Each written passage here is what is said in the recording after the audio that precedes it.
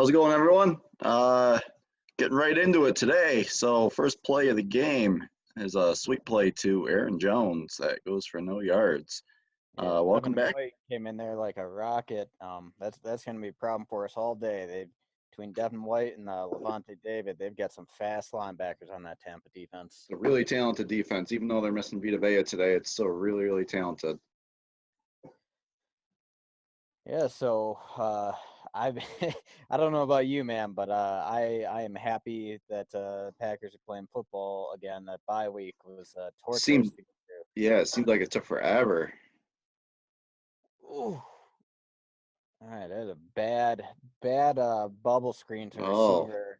Could have been a negative play, but for it looked like sure. there's confusion on all sides, and just Yeah, bouncing away. yeah, Rodgers looks like it was some miscommunication on that play. It's good to see Devontae back out there, though. So we're looking at a 3rd and 10 right away. Um, Not a positive start to this game. No, not at all. Yeah, I got to say this Tampa game. I think this is without a doubt the biggest on our schedule so far. Um, Absolutely. and maybe down the line, this could potentially be the biggest game of the year for us as far as Yeah, seeding. Right. absolutely. Ooh, man, Rogers. Wow. Wow. What a throw. All right, it does seem to be you are slightly ahead of me, but not by much, like a couple seconds. But what a find on Aaron Jones on that play though.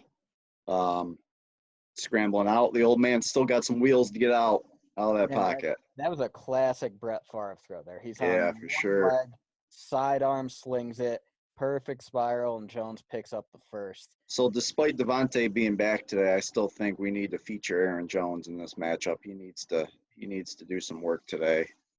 We really need to control the clock and control the tempo in this game. Devontae gets his first catch, about 8 or 9 yards. Yeah, Uh, it's good to see. It's good to yeah, see he's looking nice and spry. yeah, I got to say, looking at this Tampa defense and how we match up with them, um, I really think that we're going to be attacking the perimeter a lot today. I mean, Hmm. their linebackers are so fast. I think they're gonna be all over our running backs and tight ends. Hmm. I think this is up to our receivers to step up and challenge their secondary. I agree. I absolutely agree. So we are moving the ball pretty well. 2nd and 2. Yeah, we're past midfield.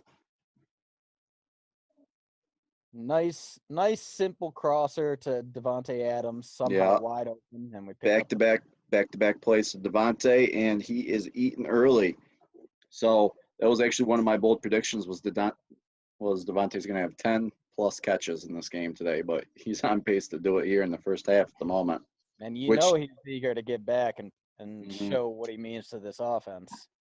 yeah, Rodgers absolutely loves this guy. I mean, if he wasn't hurt, missing some games earlier in the year, he could have. I think that he could be challenging Michael Thomas for his catch record last year. Like, what was it, like 130 or 140 or something like that? 146, I think. Man, wow, so many. But I mean, it's not tough to see how Devontae could get like 10 catches every game. Man, we are killing them on these short crossers. Yeah, they MVS, must have seen something on tape, over that bye week that really exploited them. Kind of looking like the Buffalo Bills out there on the crossing routes. yeah, and thankfully the offensive line they're holding up pretty well, giving Rodgers Yeah, some time. I mean, Rodgers has had to move a little bit, um, yeah. but it's Tampa's got a pretty good defensive front Man, underneath look them. at them linebackers. All four of them are just awesome. And then that rookie Antoine Winfield Jr., he's been playing lights out for a rookie. Man, I mean, Antoine Winfield Sr. for years was a problem against the Packers. I knew, absolutely. you know, oh, miscommunication there. Going to EQ, Equine and St. Yeah, well, look Brown. at that. It's nice to see Uh, that young man back out there. yeah, he was just activated from IR this week. We had 3 weeks to decide whether or not to bring Hmm. him up to the active roster. We've got him out here on game day, and it does look like there's a miscommunication where he was not looking for the Tell you ball. what, he doesn't get that communication figured out. Aaron Rodgers is going to put him back on IR. But we're still moving. We're still moving. We got Man, 2nd and 10. tell you what, I've been looking forward to this matchup all year, man. Brady, Rodgers, two of the goats. How can you Only not? the, How, it's only the third time they've met in their careers. Right now they're and I tied. and I yeah, 1-1. The one of the times they met, Matt Flynn was playing due to a concussion Rodgers sustained the week earlier. So,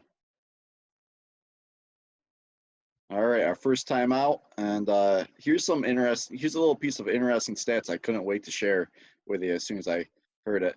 Did you know so far this year Green Bay only has 1 3 and out on the 1 3 and out? Wow.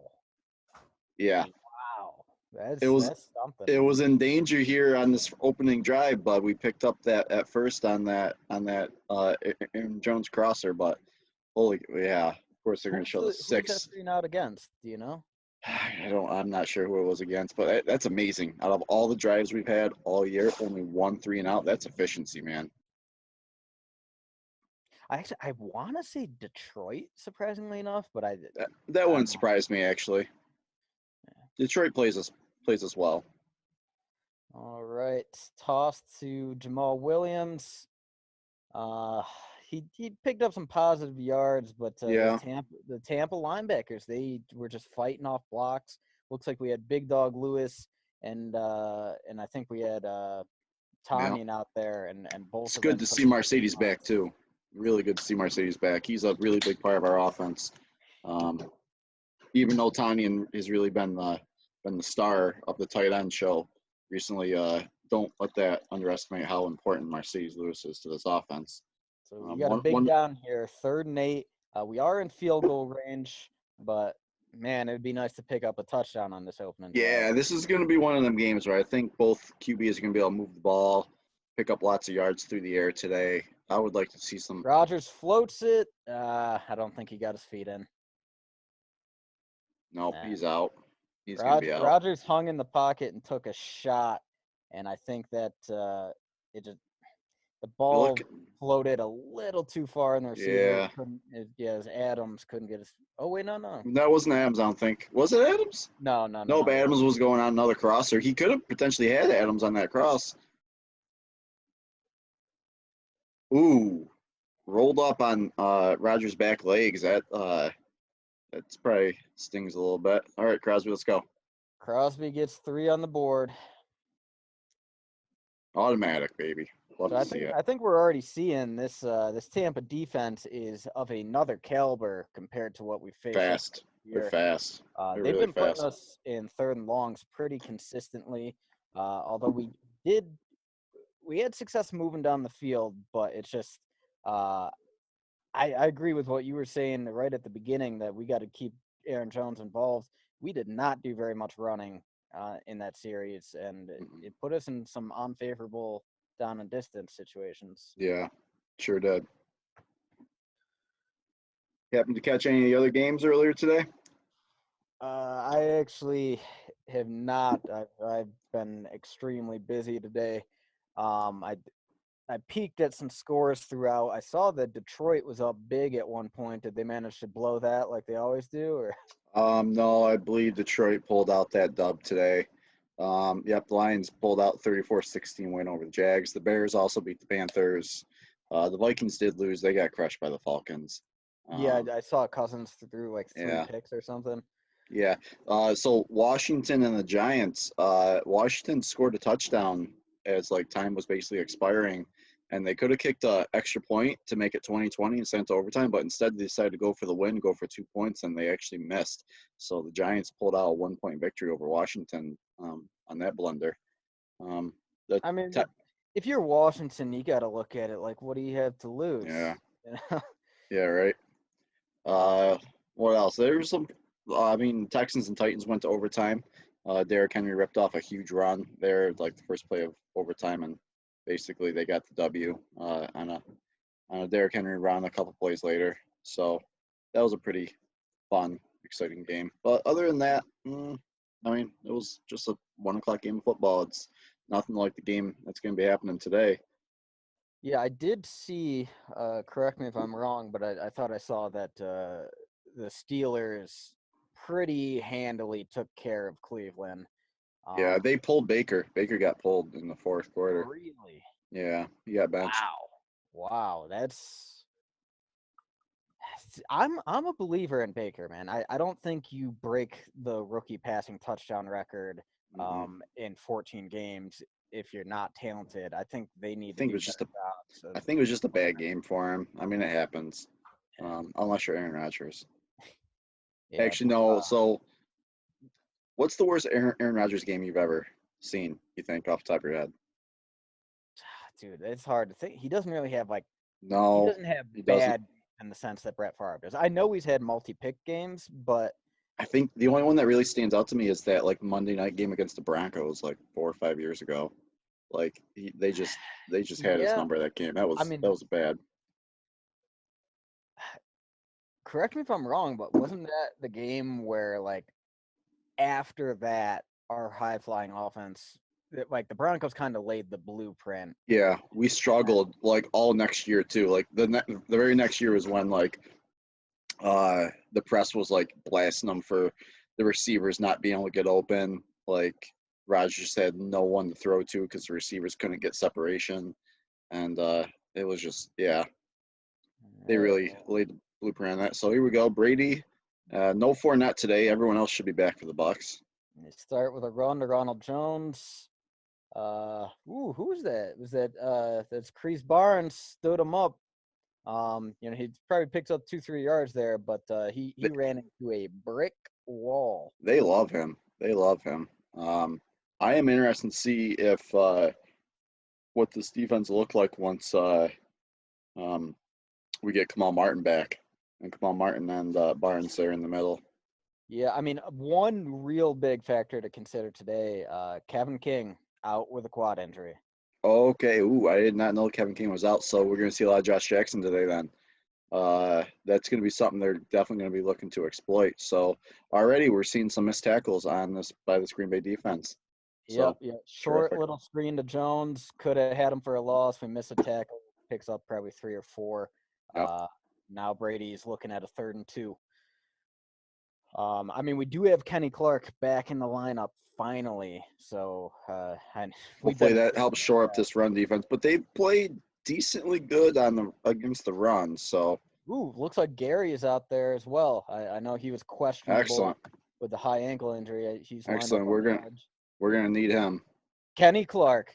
Oh wait, no, 37, 30. Josh Jackson. Jackson, nice. Man, Nice. So getting a little 3-and-out action going early. dude, Josh Nice. Jackson behind the line of scrimmage in I thought it was so Jackson's 37, Clark is 97. I thought it was Kenny Clark because he was behind the line of scrimmage so fast. He just flew in there. Yeah, it's good to see him. He really read that play great, very well. Good. Yeah, man. Needed that.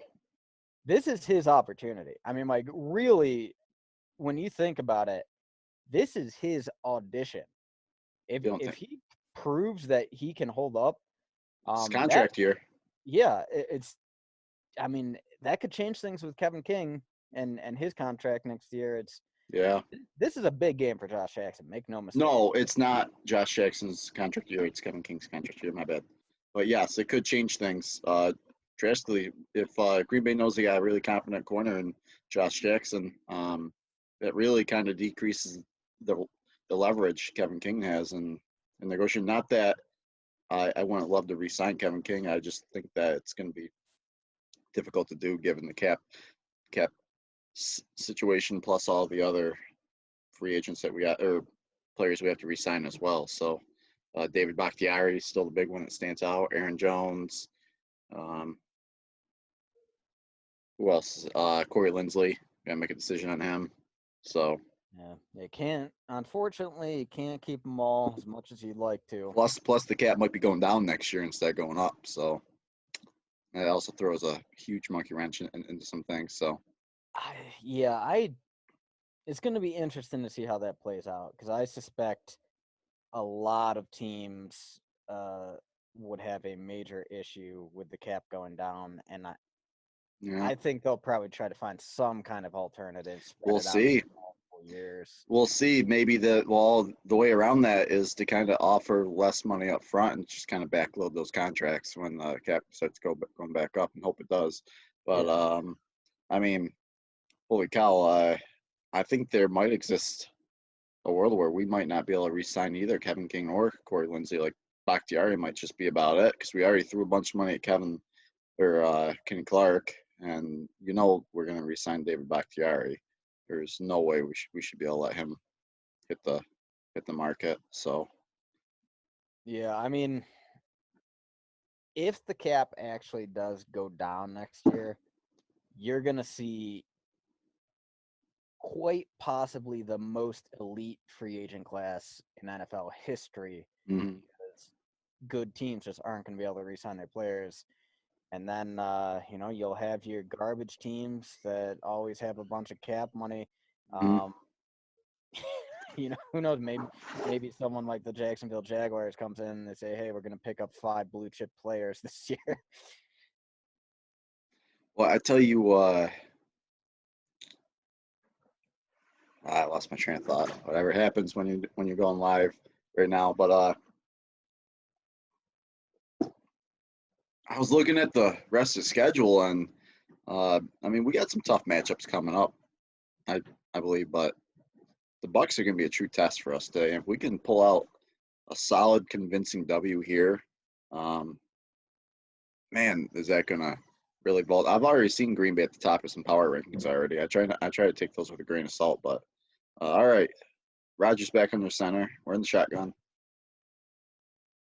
All right, some nice hard running by Williams. Picks up Yeah, I the like that little first. misdirection play. I love seeing both Williams and Jones out on the field at the same time. I Yeah, like that. I really actually when the Bears first hired Matt Nagy and his first game against us, the thing that immediately stood out to me was the creativity of their running plays. You'd have Hmm. motion in different directions. You'd have counters, Hmm. and you see that all the time in the Shanahan 49ers offense. It Hmm. just it creates a split second of hesitation, and against the fast defense like Tampa, that's what you need. Yeah, Um, We'll toss to Jones. Oh man, those are fast. Devin That's got to be Devin White. Yeah, like a missile. He just went in there, probably dropped Jones for a 3-yard loss. I wanted him bad in the draft. I mean, I knew he wasn't going to fall to us, but man, did he just stand out when I watched tape on him? So fast. I mean, it's just a playmaker. See, and that's I got to say I don't love that play design of an Don't think outside we're going to run. be doing those outside runs much today. We got to go right up the middle, I think. Yeah, I mean, because you need to get an offensive lineman on their linebackers if you Yeah. want any shot, and you're not going to do that with outside runs. We're looking at a 3rd and 7 here. Um, Rogers on the move. Oh, baby. Is that Tanyan? Is that Tanyan? Picking up the first down. nice. Right on Just the saw that. Yep, sideline. yep. Just saw that catch just now. I don't know why you're running behind me. We're both on I'm on live TV right now. yeah, so am I. Weird. I mean, it's not Yeah. that bad. It's not Looks like like they some brought Devin White on a man. blitz. Another pretty good hit by Roger on Rogers. Yeah, he's gonna be feeling sore after this game. Yeah, But I mean, this is a big opportunity for us. If we can march down the field and get up by more than a touchdown. yeah.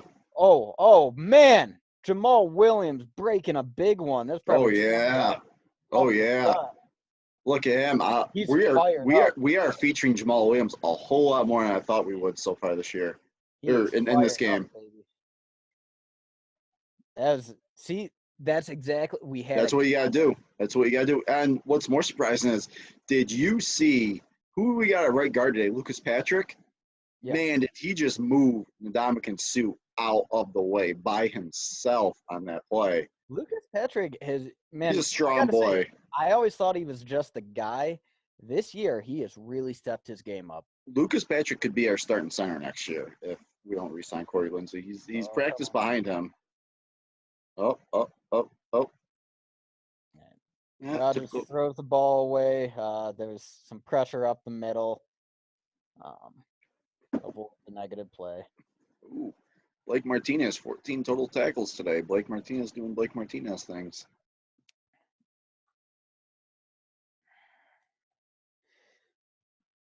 Yeah, man, they are hitting Rodgers on a lot Every of these play, plays. that's got to be the game plan. Eventually, though, we could be getting some rough in the passer calls if Rodgers starts getting it out a little bit earlier.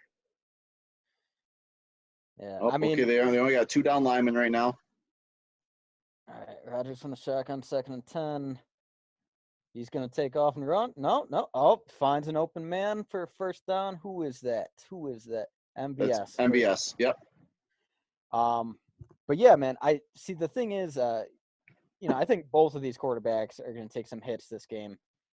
Rodgers is going to deal with it better. If we can get in Brady's face, especially if he's in a situation where he has to start playing from behind, Mm. I'm making bold prediction number 1 right now. I think this is going to be a tight game. At some point in the third or fourth quarter, I think we blow it out. I think Brady turnover is going to turn this thing around. Like it's going to split it wide open. Before we get too far, I mean, I'll probably wait till we get a little bit of a break. Before we get too far in this game, I'll start going through some of my. Yeah, Devontae The Bebe, first hands on down, Devontae, man. That was a hell of a catch by Devontae. first down. Behind, well in motion on a slant.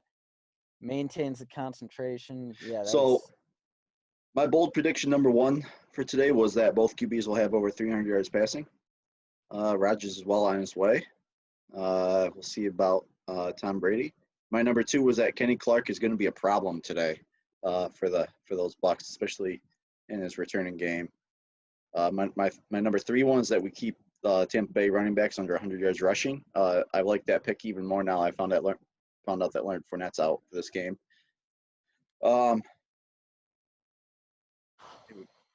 Whoa. Okay. All right. They throw the flag. Oh, and look at that. A.J. Dillon getting some carries down here in the red zone. Oh, that sucks for my fantasy team, though. Wait, holding on the offense? Come on, man. That is bullshit, man. Dillon was down on the ground trying to get back up, and a Tampa Bay defender pushed him again. I thought that should have been fouls on both sides. Replay the down. Like I thought that was an obvious unnecessary roughness flag. Instead, they're calling holding on Jenkins. Looks like he got a little bit of the pad. You know what?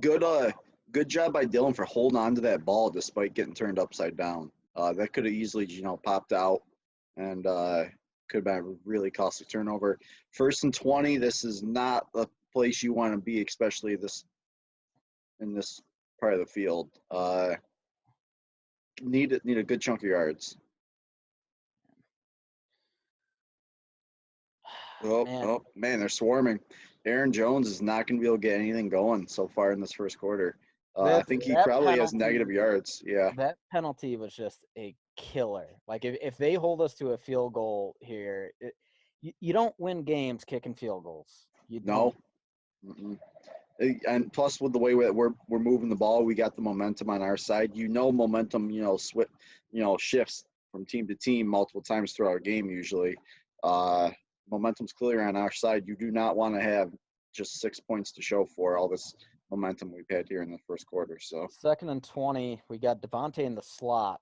Looks like man coverage on him. well, maybe. Oh, all right. They had a blown zone there, and 82, Darius Shepard. He was wide open. There you go. Now that gives about a 3rd and 5 or so, maybe 3rd and 6, 3rd and 7.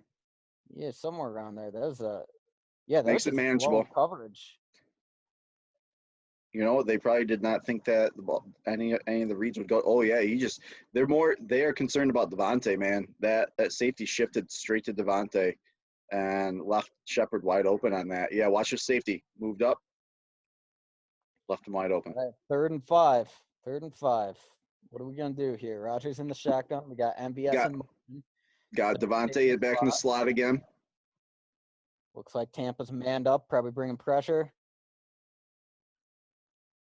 Rodgers going. Oh, he runs for this. Oh, dude, that is Thank you. Throwing the flag. They just leveled Rodgers after he crossed the goal line, and Whoa, the what's refs that? finally What is he refs doing? finally throw a flag.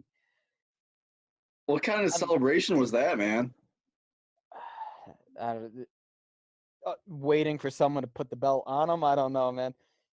Yeah, that dude. This Tampa defense, I kind of feel like they have they been coached up to Oh, put a bounty on Rodgers. that's a big time hit on Rodgers. He's gonna feel that one for sure. Yeah, I mean Ooh, he's right in the taken a side. couple That rough could have been, shots. yeah, that could have been some broken ribs right there. That was Winfield Jr., the rookie.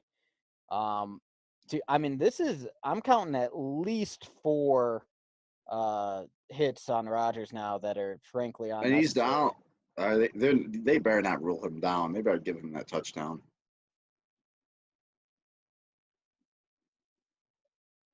I bet they will. Yeah, I mean, if he doesn't cross the line, then we're at like the 1-inch line. Man, dude, that hit, I'm not happy about that. Big Bob Tanyan ain't happy either. He goes over and pushes him. And a Tampa Bay defender tries to push Tanyan and fucking falls down because Tanyan's such a big man. Is that Levante David that came in on I that? think, Might be. man, I like seeing Big Bob Tanyan out there. Yeah. He has grown as a player every year, and I think he brings a little bit of nasty to this team that our other skilled players don't. Right. Well, we're at commercial break while they review this touchdown rush by Rodgers. So I'll run through since you've already done your predictions. I'll I've run got through. 3 done so far. All right. You want me to finish up, or you want to throw in yours? Let me get up to 3, then you finish, and then I'll Okay. finish. Go ahead. So I started with I think either late in the third or early in the fourth. I think a Brady turnover is going to split the game open and we blow them out. That'd be nice. That's probably my boldest. My second prediction, I'm going to say that I don't think Aaron Jones crosses 100 yards, but I do think he gets 2 touchdowns. I would love to see that. Prediction number 3, I am gonna say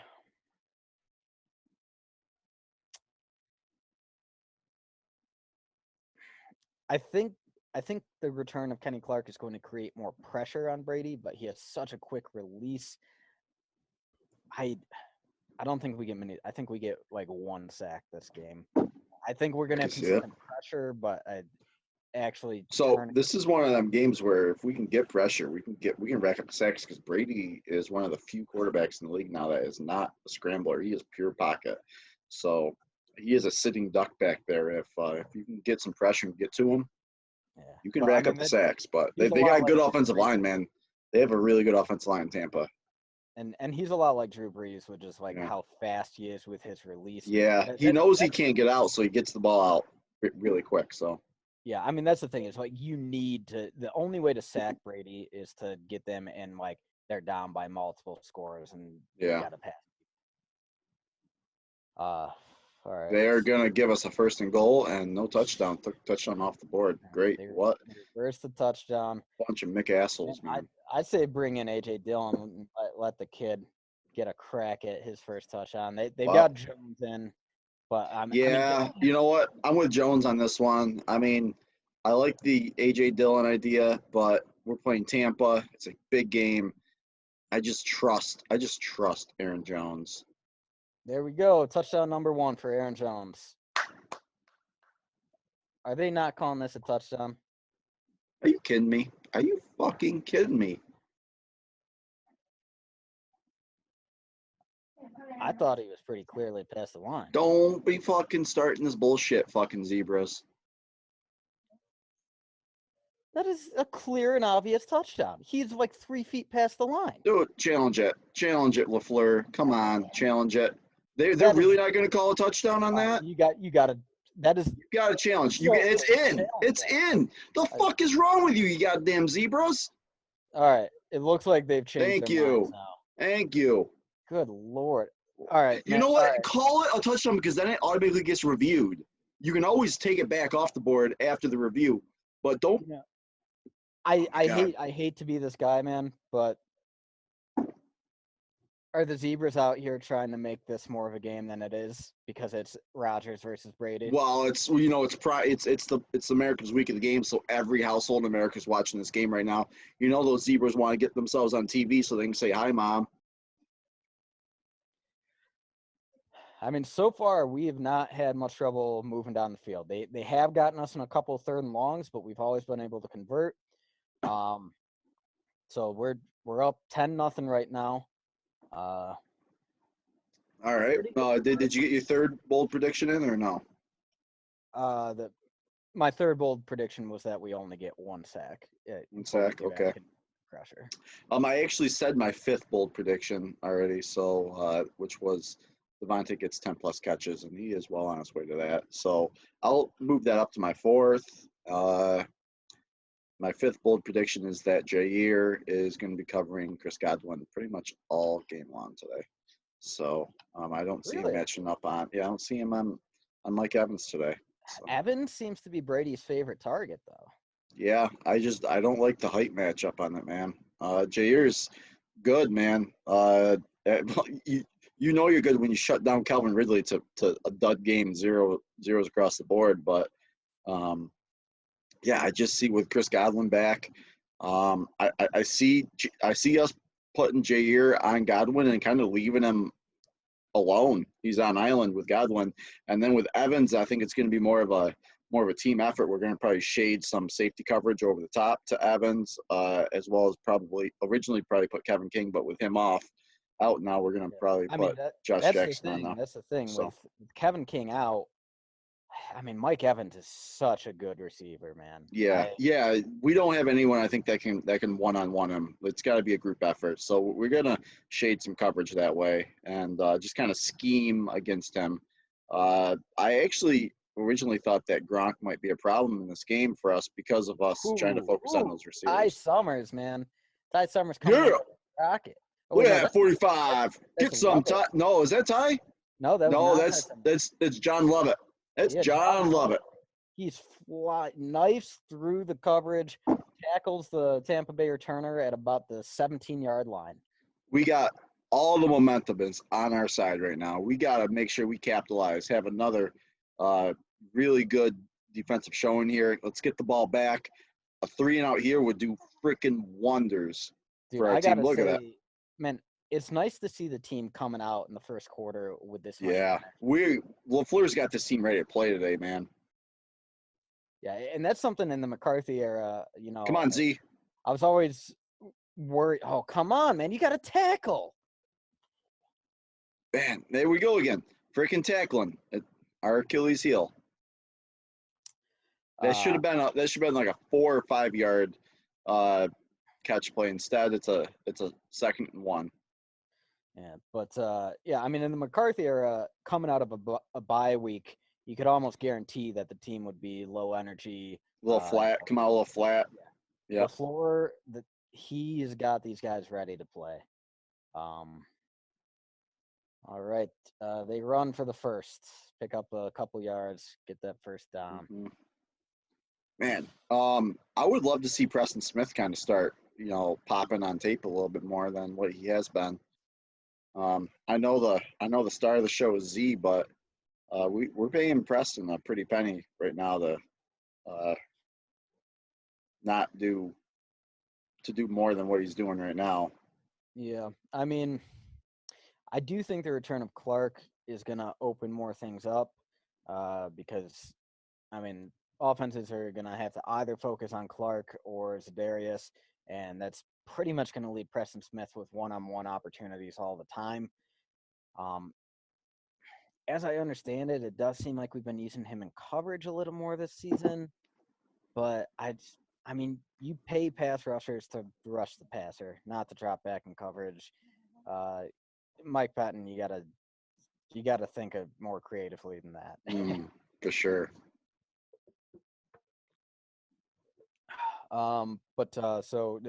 Keep going through your predictions. I think you're up to 4. No, I saw all 5. My 5th one was Devontae's got 10 plus catches today. Okay. All right, so I'll do 2 more. I'm gonna say we get at least 1 touchdown out of our tight ends today.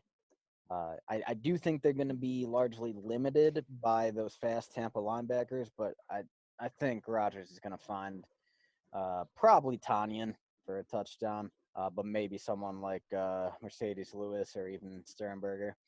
Yeah. And then bold prediction number 5.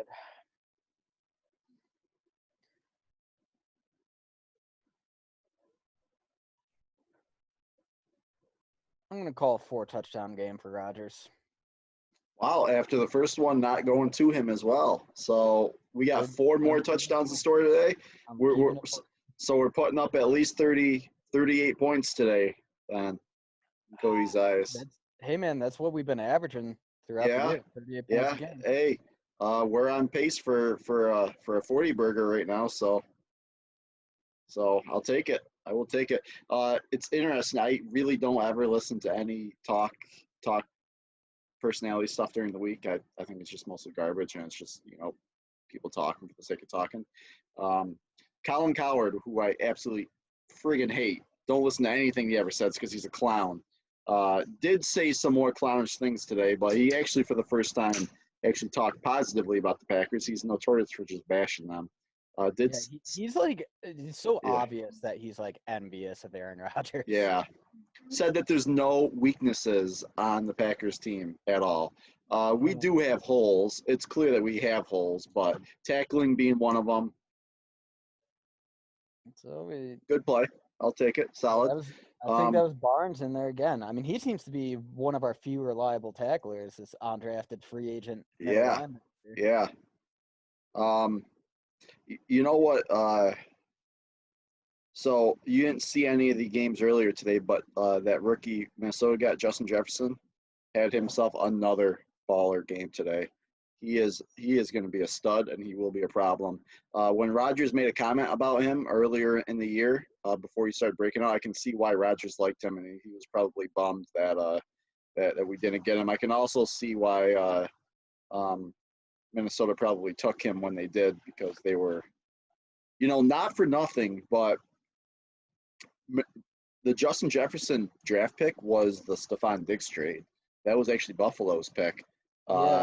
I mean, Diggs has been balling out in Buffalo, but don't sleep on that Justin Jefferson kid. Minnesota could still come out and win that trade down the road. I mean, honestly, that seems like a true example of a win-win trade for them, because Diggs, I think, is performing better in Buffalo than he did in Minnesota, and Jefferson seems to be, he seems to be getting to the point where he's going to be better for Minnesota than Diggs was.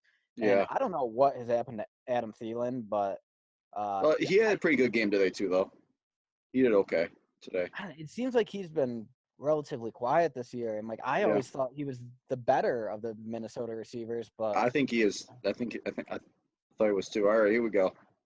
Brady just throws a duck. Must have been a miscommunication there. Yeah, it was. I think him and a little miscommunication here with him and Gronk. 3rd and 5. Boy, another 3 and out here. No, this wouldn't be a 3 and out, but another quick quick give the ball back to Rodgers, eat up some more clock. This would be great. This would be phenomenal.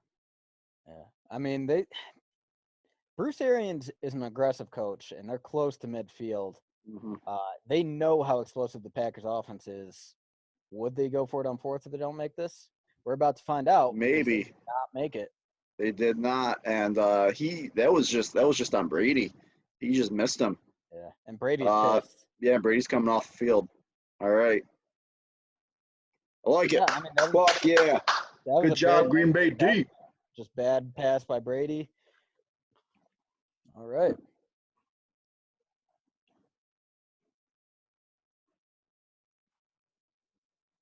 man, if we can score a touchdown here, this game could get out of hand quickly. Big time.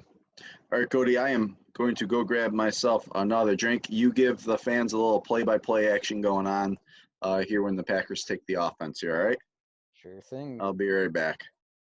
All right, so Tampa punts out of bounds. Looked like kind of a shorter punt. Um, so, I mean, taking the field here, like Drew and I were talking about at the start of the show, this is a big time game for Green Bay. Probably their biggest test so far. Maybe you might be able to argue the Saints were more of a test, but they didn't have Michael Thomas at the time. Uh, but this is a big one, and especially in terms of playoff seeding. Right now the teams that we're going to be fighting for that number one seed, obviously the Seattle Seahawks, they're the only other undefeated NFC team. But we're not going to face them in the regular season, so we get no opportunity for a head-to-head victory there. Um, Los Angeles Rams, they're also one of the best teams in the NFC right now, 4-1 record, I believe. We won't be facing them in the regular season. Uh, San Francisco 49ers, defending NFC champs, they're currently sitting at third in that division, NFC West, but they've just dealt with so many injuries and they're starting to get healthy again. Uh, I would not rate them off yet. They're very well coached, very talented. That is the one NFC West team that we're going to have a shot to face this year. We have to travel out to San Francisco in a few weeks. We got our butts handed to us last year 2 times in San Francisco. Um, this year, that when I'm looking at the schedule, it's as far as like other NFC contenders that we have a head-to-head shot at. This Tampa game and that Niners game are probably the two biggest ones on the schedule. Uh, and then the rest of it is a kind of out of our hand. You got to play your games, win them, and hope that teams like Seattle and the Rams, um, choke their opportunities away. Um, but yeah, still a lot of season left to go. But at this early juncture of the season, Green Bay Packers looking pretty damn good. And I think Matt LaFleur has this team absolutely thinking about the number one seed in the NFC. God, you really got to hope that fans are allowed into Lambeau Field if that happens. Be a shame for us to host the NFC Championship game without any fans in attendance. But we've got to get through Tampa Bay first before we can think about any of that. So we're lining up 1st and 10 at the 22. Rodgers, play action. Jamal Williams with a real nice blitz pickup. Rodgers throws to Aaron Jones on the sideline. But nothing. Yeah, he bobbled it, couldn't quite bring it in. It was a short pass anyway. I don't know if you saw that whole play, Drew, but I did. Jamal Williams, that blitz pickup, that was It's one of the things he does best. clinical, man. Like that, Yeah. he held that guy. Didn't give up a step of ground. He didn't get pushed back at all. Stood him up and just held him for multiple seconds. That was offensive lineman quality. Yeah.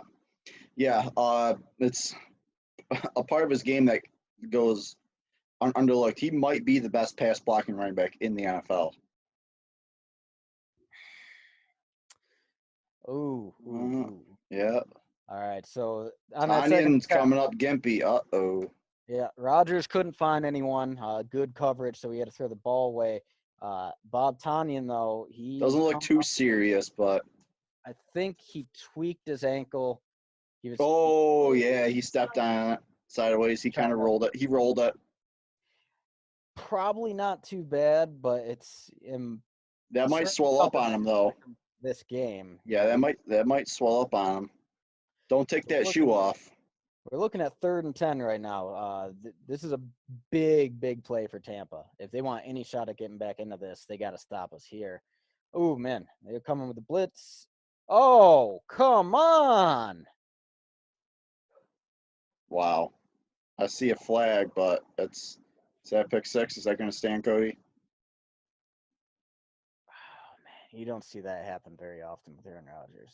Was there a flag? I didn't see a flag. Damn. Rodgers Oh, fuck. throws across the field to the left sideline, trying to pick up the first. He was going to Adams, and yeah, Tampa corner just jumps it. It was a good play by the Tampa defender. Pick six touchdown. That Tampa Bay couldn't have asked for more right there. That's complete and total momentum swing. You know, getting rid of that invincible mystique of Aaron Rodgers. And you know Rodgers is pissed right now. Hey, we got to go right back down and get ourselves a touchdown now. That's the best way to come back with that. Man, I mean, we keep getting ourselves in these 3rd and long situations. And if Tampa can key in on those, and they are getting pressure on our line, it's negative plays like that could come. So here's what I am worried about the most, and what LaFleur really has to be cognizant of going into this next drive. If you give up a 3-and-out, and we punt this ball back to Tampa, there goes all the momentum to Tampa side. You give a pick six, the defense is already jazzed up. They then shut you down for a 3-and-out. You give the ball back to Tom with plenty of time on this clock in the second.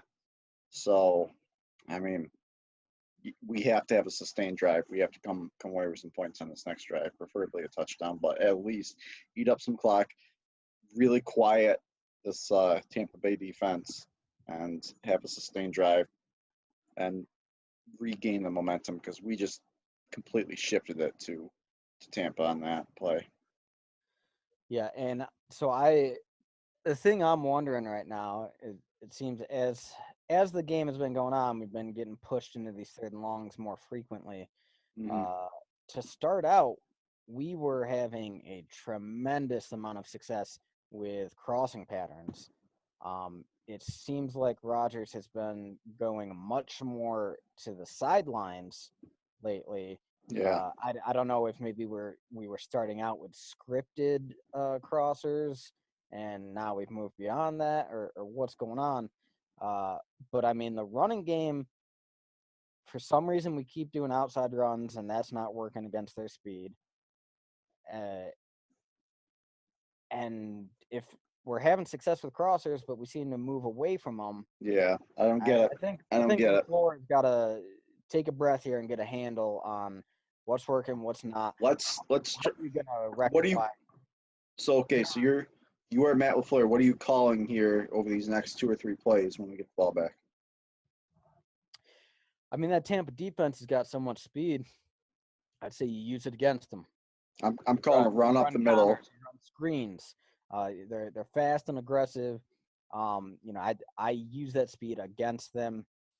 What about like an end around? Well, I haven't seen Tyler Irvin out there once today, by the way. So far, he's inactive. Okay, we haven't heard today then. All right, that's good to know. Well, we still got MBS. He's a burner. We can still do some end rounds with him. See, I don't like the underrounds against their linebackers. They're so fast. I think you gotta punch them in the mouth, right up the gut, and like I said, use their speed against them with stuff like that. You know what? I'm so surprised Aaron Rodgers threw that ball. That's not a ball that Aaron Rodgers throws. Maybe getting a little overconfident. I mean, there was just a little. He was there. I know he loves Devontae, but Devontae was covered really good on that play. He never had separation. Even if he didn't pick it off, I don't see Devontae really catching that ball, man. I mean, okay, watch his eyes. He locked in on Devontae from the beginning. He didn't even check his second options. He was locked in. If you follow his eyes, it's an Yeah. easy pick. That is Yeah. very anti-Rodgers. On the broadcast, they did say that that interception snapped the Yeah, longest I saw that. in the I saw NFL, that. 157 pass attempts without I an like that, interception. Paul. That's a good call. That's a good call. Get Jones going in that backfield. Get the ball in open space. Let Jones use Yeah, a his little swing pass to shiftiness. Yep. Jones, picked up about 6 yards. Some positive. We just need positive plays now. Yeah, and that's the thing. We're not having a lot of success running, so why not start out with I would some call a run play passing here down? though. I would call a run play right up the middle.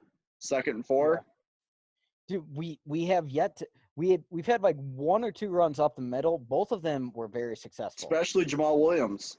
Dude, instead we do another outside run, I don't like and this. I don't like David, it. he comes in Levante there David comes in. untouched. No, up the middle, dude. Run it up the middle. He comes. They're too fast. He comes in untouched. No one can get a hand on him. Let's watch And these tight ends. So Sternberger got his block. It looks like 67 was supposed to get there, but he's just too fast for him. so now Don't we're like looking it. at a I third don't and like it. 4. I mean, it's still 3rd and short. We can pick this up. I would look for something. Oh, Antoine Winfield Jr. coming off the field. All right, there's a small W, I guess. I still want to attack him. I still want to go throw anything deep, man. I would not try a deep pass. I would try to just do some crossers. Try to do like a double cross play over the middle. Try to get those linebackers to like kind of run into each other. You know Rogers is thinking deep here. Anytime a I don't defender like it comes though. out, he wants I to don't test like it him. though. I I don't don't like it like it either. I because think we this could gotta be a 3 and out, man. This well, could be a three although and out. Tampa, they are pressed very close against the line. Maybe we might have something deep here. Oh, are you kidding me? Oh my All right, God. Rogers is locked in on Adams and just threw a second interception. Yeah, and Tampa now they're at takes the it down to 2. the 2-yard line. He should not have thrown that ball. Should not have thrown that ball. He was locked in on Adams. And what is this? This is Adams' first game back? Is this Rogers trying to say, "Hey, I'm going to feed you. You've been out of the lineup." Like, what's Yeah. going on here? Well, Rodgers doesn't. I think it's pretty proven that Rodgers doesn't. He It doesn't really hits try. He doesn't it really. hits Adams in the Yeah. hands, but it almost looks like Adams wasn't ready for it. Like he was kind of surprised it was coming. There was 3 receiver. There was 3 DBs surrounding Adams. I don't like it, man. All right, defense. Defense, are you going to step up and hold them to 3? Are you going to say, "Hey, the identity of this team isn't all Aaron Rodgers"? Because the fact is, it doesn't happen often, but Aaron Rodgers will have bad days. So is the defense going to step up and hang on? No. Nope. Jones runs in untouched for the touchdown. Tampa takes it. And there goes the momentum completely. This is after such a really strong first quarter. Uh, everything's going Tampa's way now.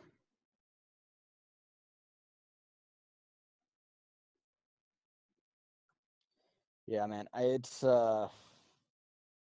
It's clear that we need some offensive adjustments and frankly, Rodgers is locking in on the Adams. It's almost better when Adams isn't playing because it forces Rodgers to just go through his reads. He has to go through his reads and play like a real fucking quarterback. I mean, And that's literally what I was about to say. If you're Matt LaFleur, do you consider starting to take Adams out for a series or two to see how Rodgers responds? he locks in on Devontae too much, dude. And defenses know it. Dude, I mean, honestly, it seems so counterintuitive that we rave about Devontae every week about. I mean, he's clearly one of the top 5 receivers in the NFL, just an absolute baller. But the fact is, when he has been out of the lineup, we are undefeated. Aaron Yeah, we've never Rodgers' stats we look haven't great. lost a game in the last 2 years when Devontae hasn't played. We're like 7-0 or some shit like that. Yeah, I mean, it really begs the question, like, do you pay Devontae I a third contract 2 years from now, I or do think you save that I money for other stuff? I I want to say yes. I don't think you get better by getting rid of a good football player. I don't think it's really Devontae on this. I think it's more Rodgers just locking in on him, man. It's not. It's. I mean, having a receiver like Devontae should only help you, not ever hurt you. But like Yeah, I again, mean, it should, but when at you're the dealing end of with the day, you got to psychology, realize he is just another receiver that like you got to go through your progressions. You have other players out there, and it's more than just. I mean, you got more than just Devontae out there. We have playmakers. Like we do, we got playmakers. MVS can take it over the top. Tanyan's busted out. He's playing great ball.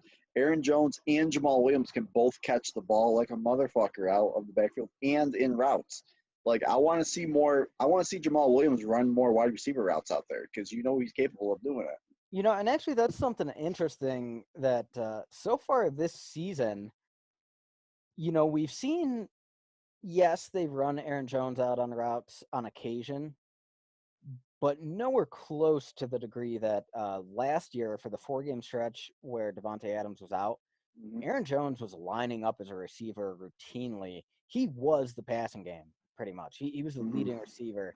Um, we've not seen that kind of action with Aaron Jones this year, and frankly, I'm curious as to why. When you've got Jamal Williams and A.J. Dillon behind him at running back, why are we not utilizing Aaron Jones in more of a receiving role on obvious passing downs? Um, it's a great question. I'm not sure. I will add that that pick six that he threw was only Aaron Rodgers' third pick six of his career. It's only his third one. He almost had two in this one game. I mean, we managed to stop them at the 2 yard line. I mean, this is a game that not only are we getting a litmus test against, just higher quality competition than we faced, we are now facing the emotional test of you got punched in the mouth, your cage has been rattled. Can you respond? You've Mm-hmm. not seen many situations in the Matt LaFleur era where the Packers have to respond to scenarios like this. Yeah. I mean, if we look at stuff like the 49ers games last year, the results haven't been great so far. Yep. This is an opportunity to flip the script and say, yes, we do have the resolve. Mm-hmm. We're going to fight to stay in this game. Ooh, that was there's a nice big, probably 20-yard gain. Jones downfield. Taking a hit. Yeah, Um, actually, Jones starts. I like that design. Jones starts in motion, so he's that's running. it's like a deep wheel route. Deep wheel route. Oh wow, he just comes to take. Is Winfield Jr. back out there? Look for 31. I didn't see. But yeah, so big gain. Rodgers could have placed that ball better though. He didn't really protect Jones, and Jones took a big hit. And now it looks like Are they challenging that? they might be challenging. Yep, Tampa's challenging They're whether or probably not. gonna win that. Yeah, it looks like Jones bobbled it a little as he was going down, and I think since he was going out of bounds, they might. They're gonna win that. They'll win that. Um, yeah, man, that's. I mean, I like getting Jones involved deep. Uh, I mean, I don't necessarily like him on the sideline though. I mean, he's probably our most elusive player. Why not have him cut that in as kind of a post route, and then he's in open field making guys miss. I And really we know, like Jamal Williams on those types of routes. To be honest with you, more than Aaron Jones, but yeah, dude, Williams has really looked good as a receiver this year. And it's what he's worked on the most in the offseason. He really spent a lot of time working with like different wide receiver coaches and running different routes. But yeah, yeah. so let's say the refs overturn this. And then we're looking at a 2nd and 10. What do you do? Momentum is clearly shifting. We need to get a handle on Something right. quick, maybe like a little screen bubble to a receiver. Doesn't have to be Devontae. It can be any fucking receiver. You got other receivers out there. Like a little screen bubble, something that gets the ball in a playmaker's hand on the outside and gets them up, or hit something over the middle, like some slants or something quick. I want a quick play that gets positive yards. Like nothing. I don't want like a 15, 20-yard bomb. I want something that's going to get like 5-6 yards, gets us in a 3rd and short. See, I'm You wondering. got to have a play that gets you positive yards, like a go-to play in this situation. Like I almost want to say like start running like a 2-minute offense almost type thing. I'm wondering if we start using Devontae as a decoy. Say you line up in like a bunch formation where it looks like an obvious bubble screen to Devontae, but then on the opposite sideline, you've got MVS running a quick slant to the inside. So, Rodgers can come out, pump fake to Devontae, but actually hit MVS on a one-on-one slant Mm. where all the Tampa defenders are sucking into the bubble screen. I mean, it's Tampa Bay knows right now that Rodgers wants to go to Adams. Yeah. We need to start exploiting that. So, all right, I'm guessing that you're a little bit further ahead of me. They're probably going to they took it away from me. Yep. They took it away from him. 2nd and 10. Rodgers in the shotgun. We're at about the We got Jamal Williams out there. Looks like MVS and Devontae and Tanyan's back out there too. Oh, come on, man. Rodgers had Mercedes Lewis wide open for a 20-yard On a streak. gain. What are you looking for? Oh, Rodgers wants a late hat. Yeah, Rodgers just overthrows. I mean, hell, if that wasn't Big Dog, if that was a guy who's faster than an offensive Rodgers should be lineman, focusing more on hit. touchdown. Yeah, he needs to focus more on like throwing a better ball to him rather than focusing on trying to get that hit. Trying to get that rough in the passer call. All right, dude. We're looking at 3rd and 10 here. This Rodgers is clearly starting to get frustrated. And it's on him though. It's on him. When Rodgers gets frustrated, it affects the rest of the team.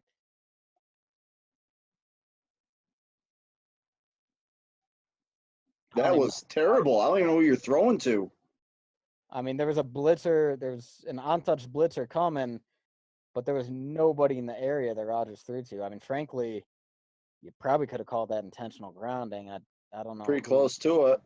That's bad. That's fucking bad. I'm trying to look right now. Let's see. So Devontae's got double coverage on him. There's not. It's got to be a throwaway. He's got to be thinking throwaway, but. So we bring out the punting unit, and there's about 11 minutes left in the second. Well, J.K. Scott doesn't punt too well in the cold, but he's in the warm Tampa weather today. You better get a good fucking punt off this. I want to see a boom. Yeah, all right, punt. Nah, I've seen better. You could have done fucking better. Takes him to about the 35-yard line. J.K. can go from 20 to 20. I can just see Tom Brady dinking. Being methodical. This is methodical Brady now. Yep, dinking and dunking. Eat some clock up. Tackling issues. Like if you just take the short stuff and hope someone breaks. You know what? If I'm Arians, I'm going fucking screen passes. I'm going screen passes. I'm forcing them to fucking tackle. I'm gonna throw it away from Jair though.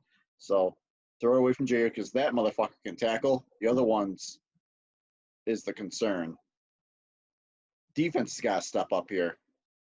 Yeah, I mean, I said it on the last drive. I'll say it again here.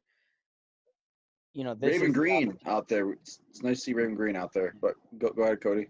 I'm just saying that this is the opportunity for the defense to come in and say, "Hey, we're not an afterthought on this team." Yeah, help out Rodgers a little bit, right? I mean, it's bound to happen. The offense. QB1 can't do it every single game. Takes a team, takes a village. I don't like. I saw that right from the beginning. Yeah. We had a defensive lineman in coverage on Rob Gronkowski. Yeah, we have Montravius Adams. You Yeah, kidding and me? Are you kidding me? Tom Brady wastes no time, goes straight to him, picks up a first down. Like that's what are you thinking, Mike Pettin? Man, that offensive line of the Bucs is really giving Brady some solid protection too. We got a pretty good pass rush, and they're just blanketing our pass rushers right now. The run defense has not been terrible today. I mean, I don't like Two, what they've 3 yards every time. done. They I haven't don't busted like it. what they've done at the goal line. You would hope to see more resistance there. But in between the 20s, they're doing all right. But I mean, pass rush, we've not really touched Brady yet. Mm-mm, mm-mm. We haven't called Zedarius's name all day. We haven't really called Kenny Clark's name all day. Frankly, the best defensive play we had was Josh Jackson. Ooh, nice Mm-hmm. tackle by Alexander. Nice. He's good. That guy is good. Yeah, I mean that could have easily been a 15, 20-yard gain if the tackle were missed. Alexander stops it for like a 2-yard gain.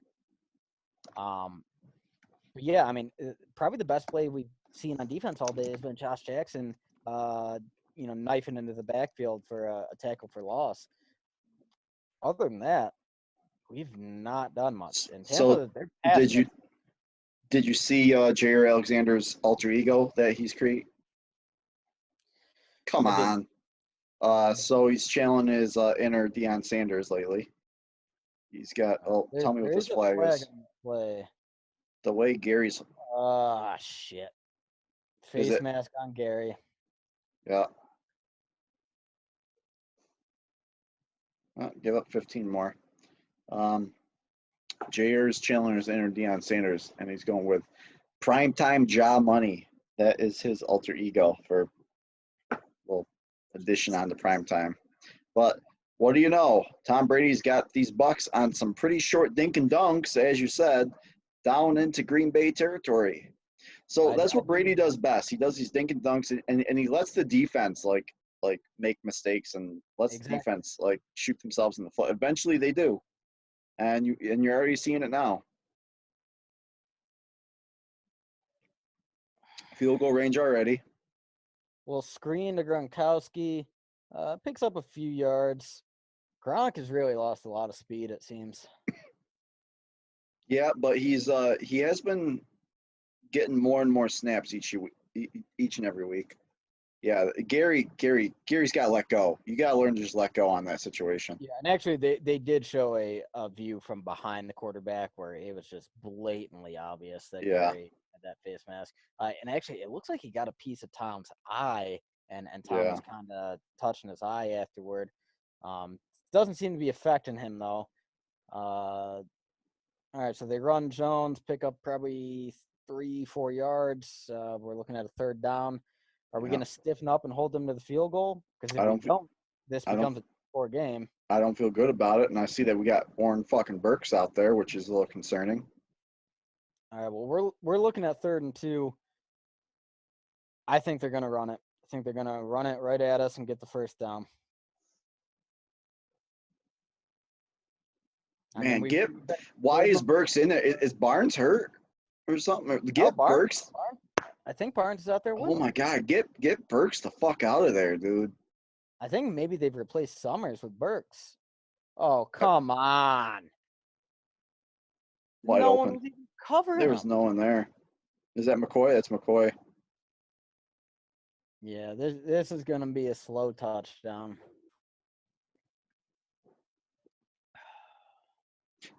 They get the ball after half too, don't they? I believe so. Yeah.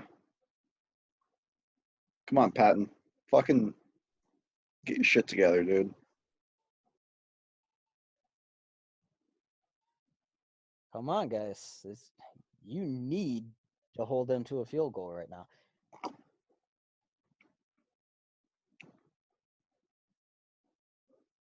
And they run Jones again, another 3 yards or so. They're just all about positive plays right now. And you don't see any of our defenders punching at the ball. No. It's almost like They, it's almost like Patton doesn't even fucking coach that in practice. They had Jones stood up right there with multiple Green Bay defenders around him, and the whistle had not blown yet. Every defensive coordinator in the Mhm. league telling their guys, you punch the ball, you strip the ball. Not one of our guys attempted to do that. And this goes back to, oh man, that was a nice little play design. Thankfully, we get a decent. Josh Jackson had another positive play there. Yeah, he's been He got playing a good on the outside. he got a piece of the defender, slowed him enough that Preston Smith came in and cleaned up. So I've not been paying attention. Who are we having on Mike Evans? Because he has not made he doesn't have any catches as far as I know today. But uh, It seems to me we've been doing a lot of zone and yeah. not necessarily manning up on any one receiver.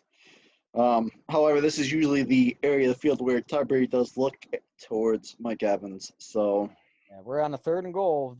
Big play here. yeah, they got Mike Evans up top, Chris Godwin down low, Gronk's up top too. Up Gronk's in motion. Oh, come on. All right, well, touchdown Tampa Bay. Tyler Johnson, never even heard of this bum.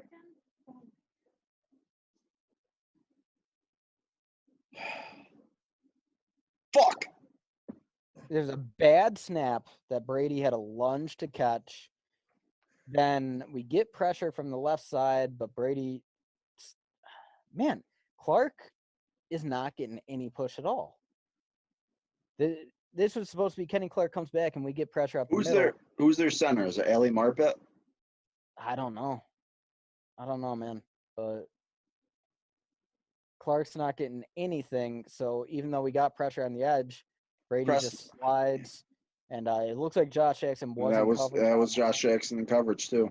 But I mean, frankly, that play went on long enough. Brady should not have had that long to throw. Pressure should have gotten there before.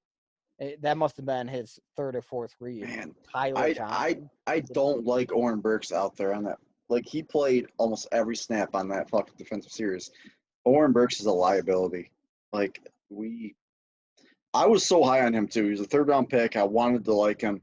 He is not panned out. I don't know why we have Oren Burks out there. That had to have been Brady's 4th read. Mm-hmm. Probably. Yeah.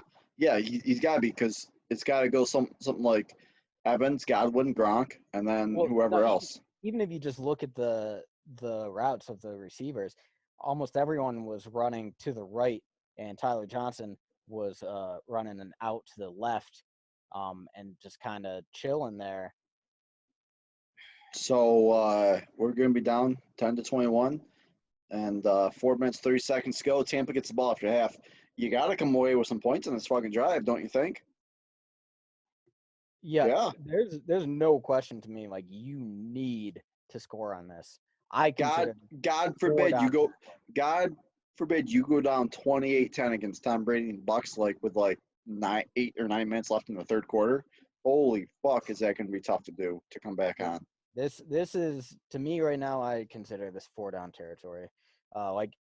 If it's at our 30-yard line, you got to punt it. But if you're past midfield, you got to take that shot. You need points on this drive. You need it. Mm-hmm. I mean, Christ, man, this has been a momentum swing. That 1st quarter, we seemed to have them, 3 and outs every drive. It seemed we were marching down the field. Yep. Then all of a sudden, Rodgers throws a bad pick 6, and then the very next series, he throws. I mean, granted, I will say the ball did hit Devontae in the hands, but it was in traffic, and it shouldn't have been thrown there. No, he shouldn't have even looked his way. When it bounced off of Devontae's hands, another interception, and this whole team is flustered right now. And the defense is not stepping up. They're not stepping up. Good. Finally, get a little fucking mad, man. I haven't seen you get fucking pissed once all season. I haven't had reason to. Well, good. Get fucking pissed now. One thing I will say, I haven't seen. I mean, we've been playing good. He isn't really need to, but I haven't seen Rodgers throw the ball away nearly as much as he did last year. I almost want to feel like last year, maybe like if he wasn't unsure of his throw, he would just throw it away and punt it and like live to fight another down. But this year, I mean, he forced that ball to Devontae. I mean, let's not sugarcoat it. He fucking forced it, and he forced both of his picks were forced throws. Devontae was covered very well on both. Well, it's almost like he's putting too much confidence in fucking Devontae to be be godlike out there. Well, hey, I'm gonna try to put a positive spin on this right now and look for the silver lining.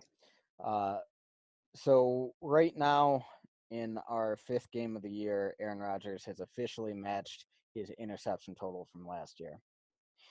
Because he's matched that, maybe he can stop worrying his pretty little head about his touchdown to interception ratio and having the highest quarterback rating in NFL history, and maybe he can start giving his receivers more of a chance to play on the That's ball. crazy. That's Yes, it crazy. is going to result in more interceptions, but a lot of times there are plays that Rodgers leaves on the field trying Yeah, to protect the ball. Brady was 7 for 7 Yeah. on that fucking drive. Hope, Yeah, I hope so. I hope you're right. Actually, I mean, I don't. I'm fine with throwing some picks as long as there's just not boneheaded fucking picks. If you're trying to make a play, like I prefer like taking the deep shots. And if you get fucking picked on a deep shot, then fucking so be it. It's no worse than a punt, basically. But Yeah, I mean, so the broadcast right now, they're showing all the hits Rodgers has taken.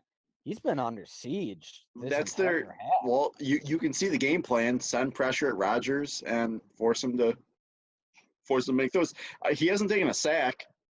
Yeah, he hasn't taken a sack, and he's been able to buy time with his legs. But it's just like, yeah, he's been taking abuse. Ooh, that is the kind of run I like to see. Aaron Jones Yes, bulldozing and it's through an off 70. tackle run behind your fucking studly offensive lineman, which you should have been doing from the fucking start of the game, Matt LaFleur. Not Yeah, stupid toss plays to the outside. he follows Jenkins. Like Jenkins must have been 6 yards downfield, and Jones like literally somersaults over him for another couple yards. I mean, that's you got to punch him right up the gut. That's how you run at this team. I mean, you got Jenkins and Lindsley. That's one of the best guard center combos in the That league. that that from the center to the left tackle, that trio there is gotta be the best left side in all football, I would Rodgers say. going deep, deep, Hit deep. him, hit him. Tell me if you hit him. I can't delay. Flag? No, flag. To the flag! I don't know what happened. MVS seems to kind of give up on this. What happens here? All right, I guess it's just overflow. MVS, I feel like he could have turned on an extra gear there and didn't. Oh, 3rd and 3. Better fucking pick it up, dude. Holy shit, do not fucking punt this Tampa's ball away. Tampa's bringing pressure. Do They are not punt bringing. this ball. Do Dude, not I pick call a this up. draw here. I call a draw right here. Tampa would not expect that. Oh fuck me. Fuck me, dude. You know what, Drew? If you called a draw right there on that blitz, that would have been a 15-yard gain. Instead, they come with a blitz. Williams can't pick it up. One of the best pass blocking backs in the league can't pick up this blitz because he has to go across the formation. Rodgers takes a sack. Now we got to hope Tampa doesn't score again.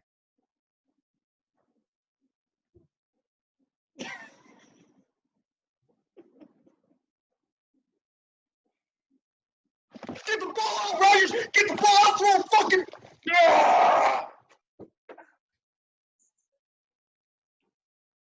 Dude, that's not even on Rodgers. It's not on Rodgers. It's a bad play call.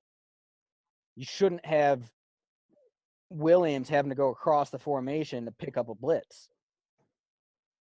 Oh Tampa's my going to be starting god. at the 38 with 2:42 left. God, Brady's gonna fucking go. We're gonna go down 28-10 at halftime, aren't we? And give the ball back to Tampa. We've got no reason to believe the defense is going to stop them. Oh my god. Yeah, I got no faith. I didn't have much faith in this defense going into this game. I really didn't.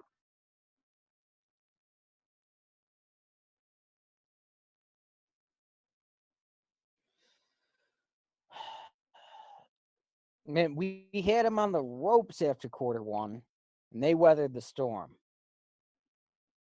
Quarter two, they have just body blow after body blow, and we're My God, we're yeah. not responding.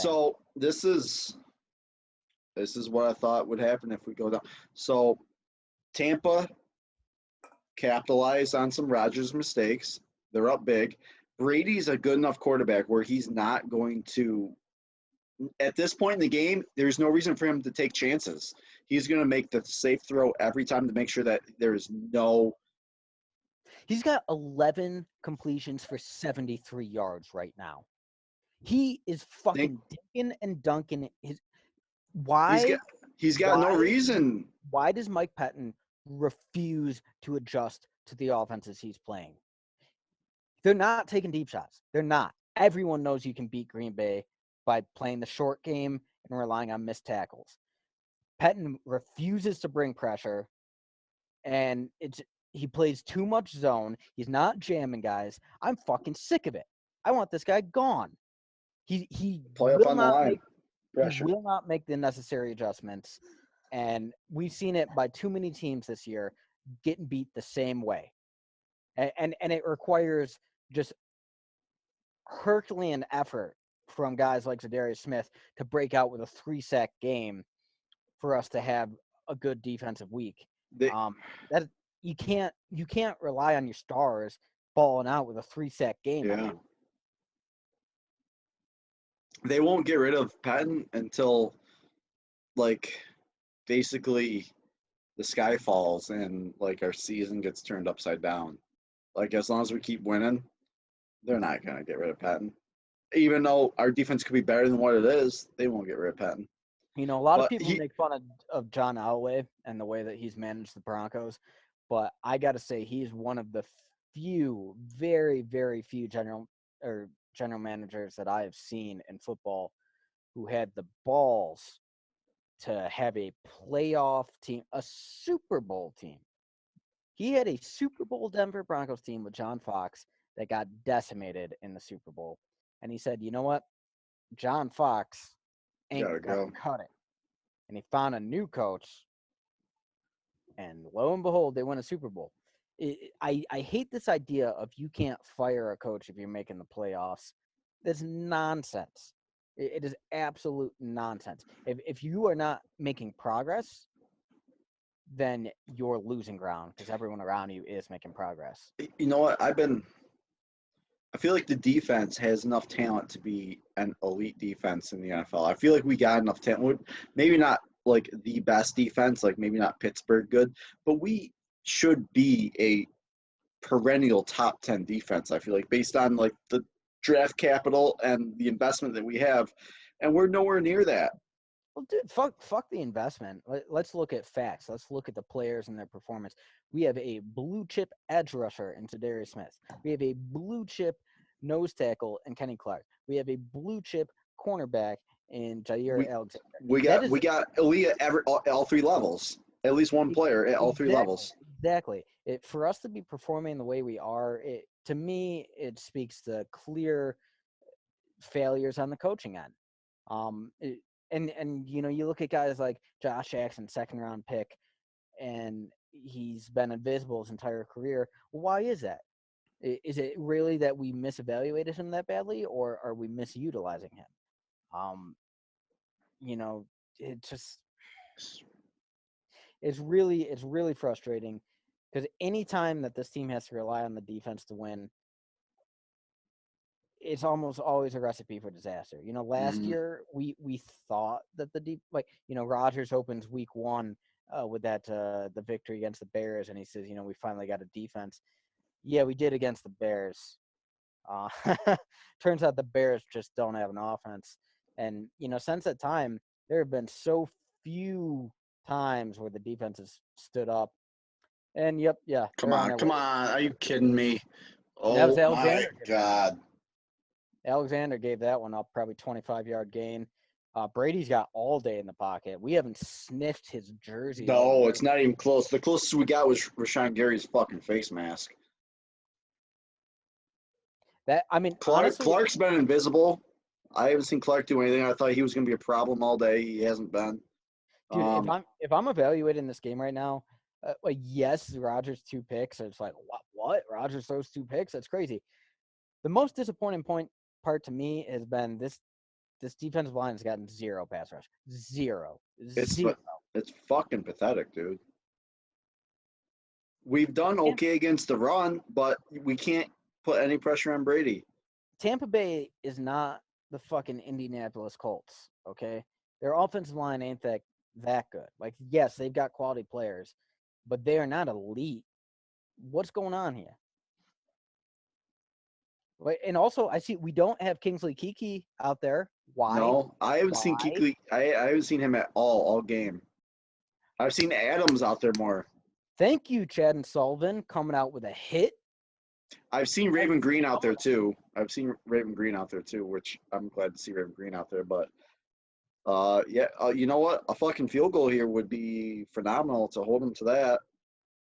I don't know if. Yeah, I think Green Bay's got enough time to probably come back down and get another field goal and maybe like temper the damage a little bit. But Jesus Christ, this has been a dude. We fell apart in the second quarter so fucking bad. They put up what? They might put up 20. They put up 21 points in the second quarter, man. You can't have that. You can't have 21 points in a quarter. And what did I tell you earlier this game? You know, kicking field goals is a way to lose games. If we had scored a touchdown instead of gotten a field goal on that first drive, we're Oh, only we called that timeout. We did. We called that timeout. Okay, so we did stop the clock, but Jesus Christ. Um, yeah, all right. you We're bringing heat. get to him. Are you kidding me? I'm fucking done. I'm fucking so done. I need to go get some beers. Brady finds Gronkowski, one-on-one coverage against Amos, touchdown. Oh my god. And I mean, Hey man, dude, I don't, 4-1 ain't bad. 4-1's still pretty good, right? you know, it's like Four- fucking Chicago. Chicago's what, 5-1 now? Chicago, five Chicago's and one. 5-1. They They're beat the gonna be. Panthers, didn't they? Yeah, they did beat the Panthers. They are five Let and me one. check this. Chicago's fucking first in the NFC North. Are you serious? Oh fuck me. Oh fuck Yeah, they beat the me. Panthers. Chicago is 5-1, and you know, like whatever. People make fun of their offense. They keep finding ways to win. They've got defensive playmakers on every level. Um, you know, they're not people laugh at Chicago like, "Oh, you're not as good as your record says you are." They said the same thing about us last year. We went 13-3, got the NFC Championship game. Uh, you know, right now, if we lose this game in the fashion that we currently are, I don't see us coming back against a Tom Brady fucking led team to fucking. I see us maybe making a dent in this hole we built, but Tom Brady doesn't lose fucking games when he's up 28-10 at halftime. Tom Brady just doesn't do that. I Tom mean, Brady makes sure that he wastes the clock and dinks and dunks you and then just slowly walks it down. Tom Brady's fine with getting field goals the rest of the game as long as he can eat up 8 minutes out of the clock going forward. I mean So that's the thing. You have no option but to adjust your defensive game plan at this point. you got to get to Brady. You have to fucking get him to the ground, and you got to get them in third and longs. You have to force them to throw, and you have to make sure that the throws are incomplete so that it stops the fucking clock. Because Dude, what they want to do is eat the clock up now. yeah, I'm willing to sell out at this point on short pass defense. Jailhouse, send some jailhouse blitzes, and if you fucking give one up over the top, so what, man? You're down 28-10. You're down 28-10. You got That's the way I look got at it. you got to send some fucking pressure now. We've been doing decent against the running game, but it's Tom Brady's short passing game that's going to kill us, and they haven't really had much success deep so far. So you need to sell out on stopping that dink and dunk shit, and you need guys like Alexander who go against the coach's instructions and make aggressive gambles. That's what you need to get back in this game. You need an aggressive gamble. You need a turnover. You need a momentum swing. And then Rodgers, like, even after the interceptions, like, he's shown he's willing to keep going deep. We've had opportunities, and his ball placement has just been a little bit off. Kind of like we saw last year. I don't know if, like, maybe the pressure of the Tampa defense is getting to him, and he's releasing a little bit too early. But, like, the opportunities are there. We could quickly score a couple touchdowns. It's up to the defense at this point to get us the opportunity. I agree. So we're down 18 points right now. We've got a minute and 2 seconds left. We have no timeouts. When the fuck did we burn 3 timeouts? Yeah, well, we burn. We're notorious for fucking calling timeouts because the play clock's running down. That happened on 2. That was our first 2 calling timeouts because we were about to get delayed games. So I only noticed one of them. Well, shit, man. No timeouts in a minute. yeah, it's gonna be tough, dude. It's tough. You gotta go fucking deep now. Like dinking and dunking ain't gonna do too much. I mean, Jesus Christ, you almost. At this point, the way their defense is playing in the second quarter, we have 3 yards in this quarter, by the way. Yeah. It's been bad, dude. It's been real bad. Come on, Rodgers. Fucking locks in on Adams. On like a 5-yard play, too. A 5-yard play in the middle of the field that would have just let the clock run. What do you? Yeah, that would have eaten up like 15 seconds and done nothing. Like, just go deep. Even if you got fucking. Well, they do got 3 timeouts. They could come back and score even more points, I guess. Well, so this is my concern here is, like, the way their defense has been playing. What if we get a negative play? Like, if we get a negative play, Tampa's calling timeout for sure, stopping this clock so they can get the goddamn ball back. God damn, if we go down like 10-31 at halftime. All right, go. Get on the ball. That's a penalty. That is a penalty on the Tampa defender. He's laying on top of Tanya, not letting him get up. That should have been called. That took at least 5 seconds. He's doing that. Yep, doing that on purpose. That was fucking obvious. What are you? Dude, they're not going to buy the fucking fake handoff with the clock ticking like that. Like, yes, we get a first down where Tanyan takes it out of bounds. That could have been way worse. Hey, dude, you gotta go. Hey, man, you gotta go deep now. You gotta throw some fucking bombs deep. Do not waste fucking time. Precious protection seconds on a fake handoff at this point. It's not fooling anyone. Dude, if he wants to fucking lock in on Devontae, lock in now, but go deep with Devontae. Lock in deep and fucking make Devontae make a fucking blue. Look at them. Just look at that prevent defense right now. Look at that prevent defense. Yeah, they got the prevent, and Rodgers throws the intentional grounding here. Intentional ground somehow, and that actually came on the left side of the line. Bakhtiari and Jenkins they let their guy. Oh, actually, I guess it was Lindsley lets his man through. Oh, Devin White. Devin White's a problem. Or are they going to call this against Sue as roughing the passer? I mean, the ball was out. Yeah, they're calling that on Sue, I think, man. Oh, he's over there talking shit to Rodgers too. What a scumbag. He's been a dirty player his entire career.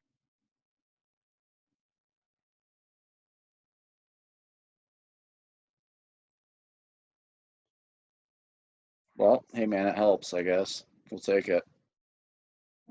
Their defensive line is knifing through our offensive line. I'd be pissed if I was Rodgers. Dude, Devin White has been killing us the entire game. Like, we've got no answer. We haven't been able to. You know what? I hope all of Green Bay's brass is taking a look at how good Devin White is, and they're realizing how, like, why it's important to invest a fucking high draft pick in an inside linebacker, because they do make a difference. Yeah, I mean, you would think looking at all of, like, Baltimore's elite defenses over the years would tell you that. But... And Pittsburgh's, and now Tampa's.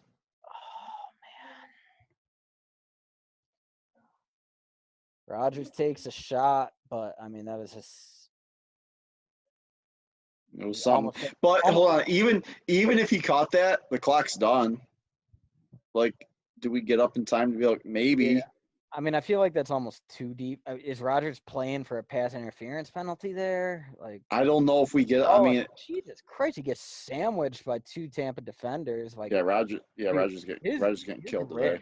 his ribs are gonna be bruised by the end of this. I think the game plan on the Tampa defense is pretty simple. Dude, it's oh my God, Rodgers just Oh, gets I didn't see it yet, leveled. but I will. Yep. Is that Sue? There's Sue. That's Yeah, that's half. That's half. You yeah, know right. what? There's That's half. no urgency Hey to the man. line. No Hey urgency. guys. You know what? We'll see you guys at the start of the fucking third quarter. I'm pausing this shit. I'm getting some fucking beers. So Yeah. all right, you guys. Through the miracle of editing, you guys didn't even notice we were gone for like 20 minutes. So we're back. We cooled down a little bit, kinda ish. We'll see how the first drive of the second half goes. Cody, what's your thoughts on the first half so far? Tale of two quarters. You know, it's first quarter. We get them right where we wanted them, moving down the field, getting their offense off the field very quickly. And second quarter, extremely rare and just unlikely quarter for this Packers team. Rodgers throws not one but two interceptions. One of them a pick six, the other 2 yards away from being a pick six. And the rest of the team did not step up to respond. So we dug ourselves a big hole in the second quarter. Tampa gets the ball to start the third. So you know, right now this becomes a game of you know, I don't even know if you're LaFleur in the locker room, I don't even know if you approach this as how do we come back and win. Maybe you approach this as how do you show your resolve and prove yourselves as men. You know, win or lose, are you going to go out there and show that you still got fight in you? Because, like I was saying at the Yeah. end of the half there, I mean, we've had offensive shots available, just haven't quite connected. I think the fact that we've gotten so heavy in the pass has allowed Tampa to key in. I don't like how passive we've been. We're supposed to be a run team. Yeah, We've gotten and away that's. from it. I mean, I think third quarter, regardless of the fact that we're Score. down, Gotta is get going back to to the run. yeah, it's got to be all about getting Aaron Jones the ball and establishing some balance. What is Aaron Jones' rushing stats? He might not even have a single yard so far. Aaron Jones has 6 carries for 6 yards. It's pathetic. 6 And carries for 6 I mean, you yards. think back to the challenge that Tampa Bay threw on his reception. It was like that 20-yard reception or whatever right after they scored. That was a huge challenge. You know, that could have gotten us moving with momentum. Instead, just more and more problems. And Tampa Bay's defense, they've just been decimating our line. I think this is the first game where we're really truly seeing how spoiled we were with Brian Bulaga. You know, a lot of people saying, "Oh, we haven't missed a beat." You know, safe and good money with Billy Turner and Rick Wagner. Oh, this is the game that it says no, they're not elite. But I mean, to me, it's all about how do they come out and respond? Do they show resolve, or do they curl up like they did against the 49ers 2 times last year?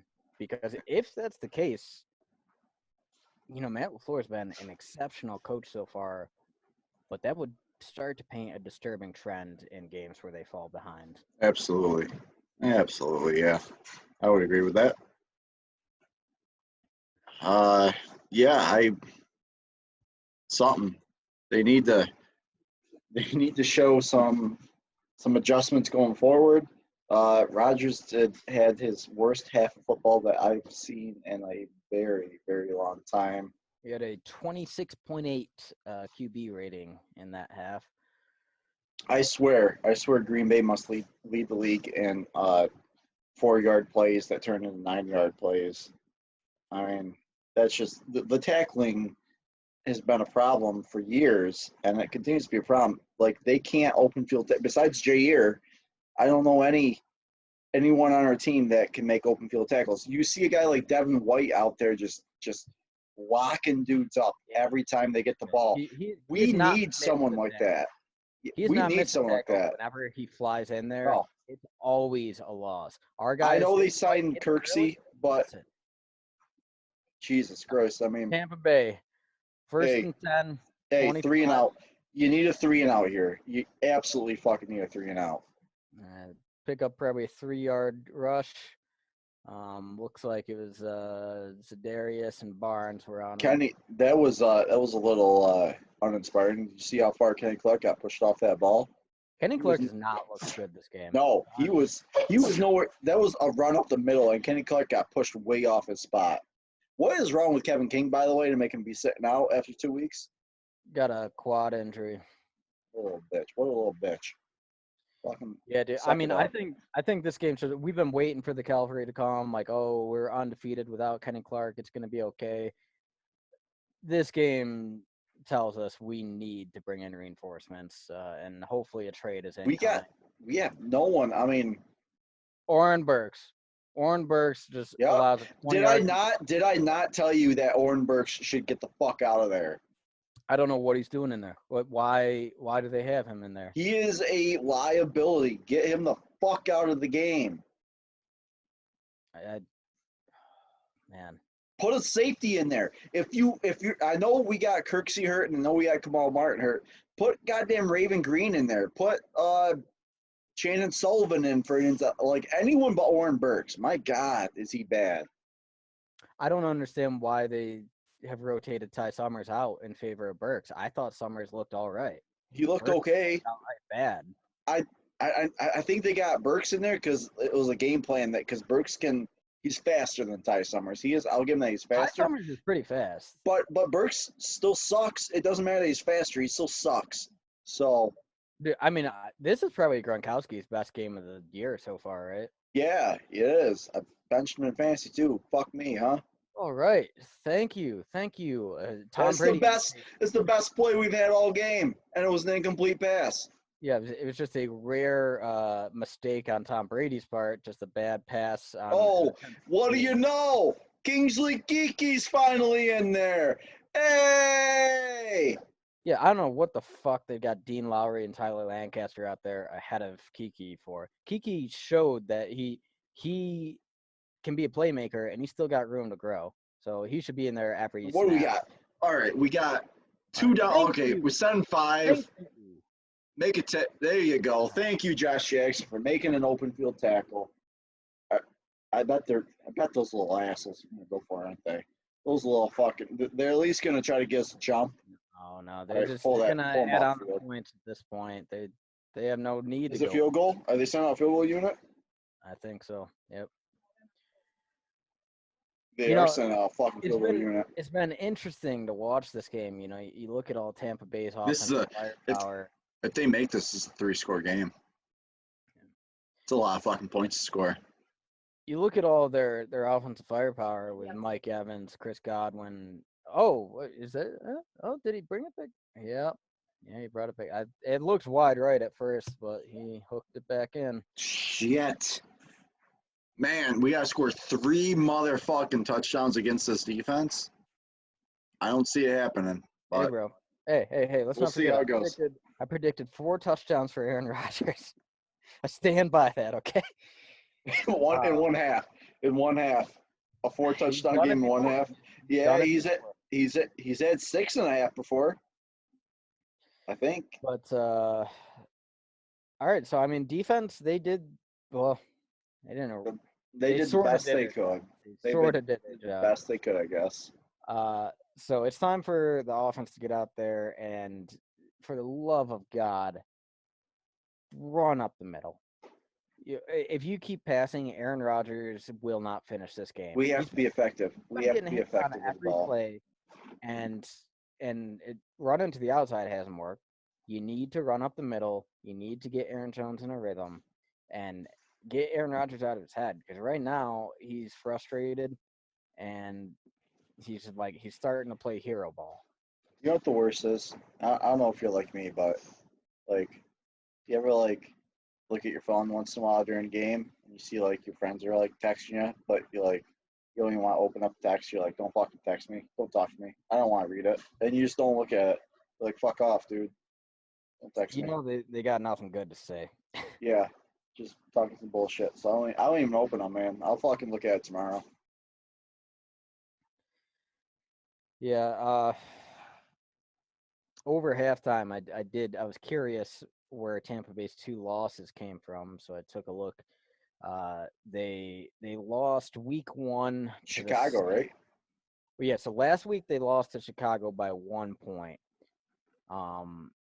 Which just goes to show you that Chicago, they are not to be overlooked at this point. And we haven't played them yet. We play them week 17. That could potentially be for the division, depending how this season shapes out. But so Tampa Bay, they lost to them by a point last week. And then in week 1, they lost to the Saints by 11.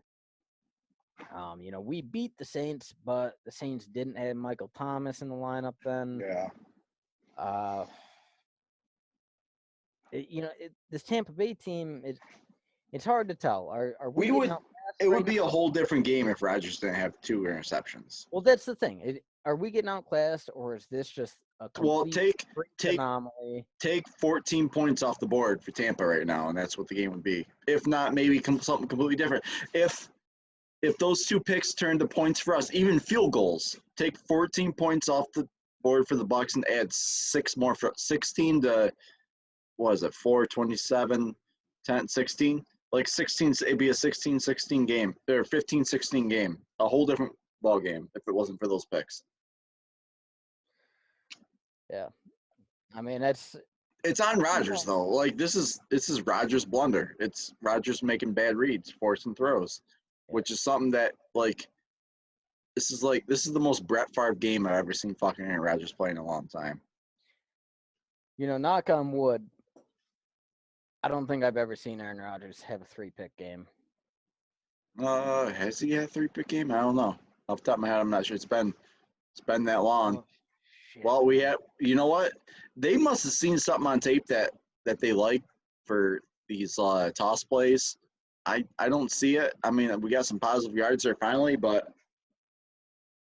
Jesus Christ, dude, I don't. We got an offensive lineman down right now. I don't see who it is. Bakhtiari. Is it back? He is down. Oh, Not shit. moving. Not even close.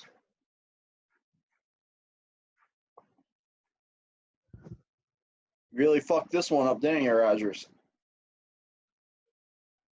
Can't wait to see what you have to say on fucking McAfee show on Tuesday.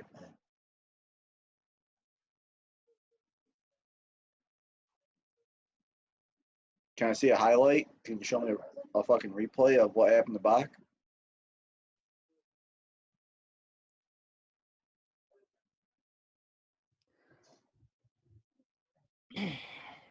I mean, this injury, you never want to jump to conclusions. We see that he's down. We haven't seen what happened yet. Well, I just hope he can get up. He is walking off under his own All right, power. good. Looks a bit gimpy. All right. All right. What happened to him? He looks like he tripped over our fullback, Lovett, and I think he just tripped. Hard. Maybe a little hip bruise or something. Yeah, maybe a little knee I don't know. It kind of looked like he had his arm laid out when he was down, so I wonder if maybe he hurt his shoulder coming down. I mean, actually, yeah, he's in pain when he's walking, so maybe it is the hip. But I mean, so this, fuck, man, I don't want to. Who we got out there now? Who we got there left tackle? Rick Wagner left tackle. But dude, if you got your backup tackle in and you're down 3 scores, it could help. It might force Rodgers into doing some goddamn quick throws, which is probably what we need for tempo.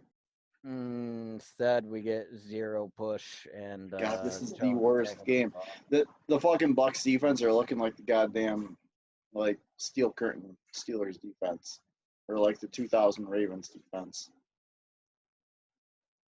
This is insane. Yeah, and This this is is insane. without their starting defensive tackle, Vita Vea, who was having an all-pro season before he broke his leg last week. You would never have guessed that just by watching the way they played. They've manhandled our offensive line all game long. We're looking at 3rd and 5. Shotgun, empty backfield. Pick it up. Pick it up.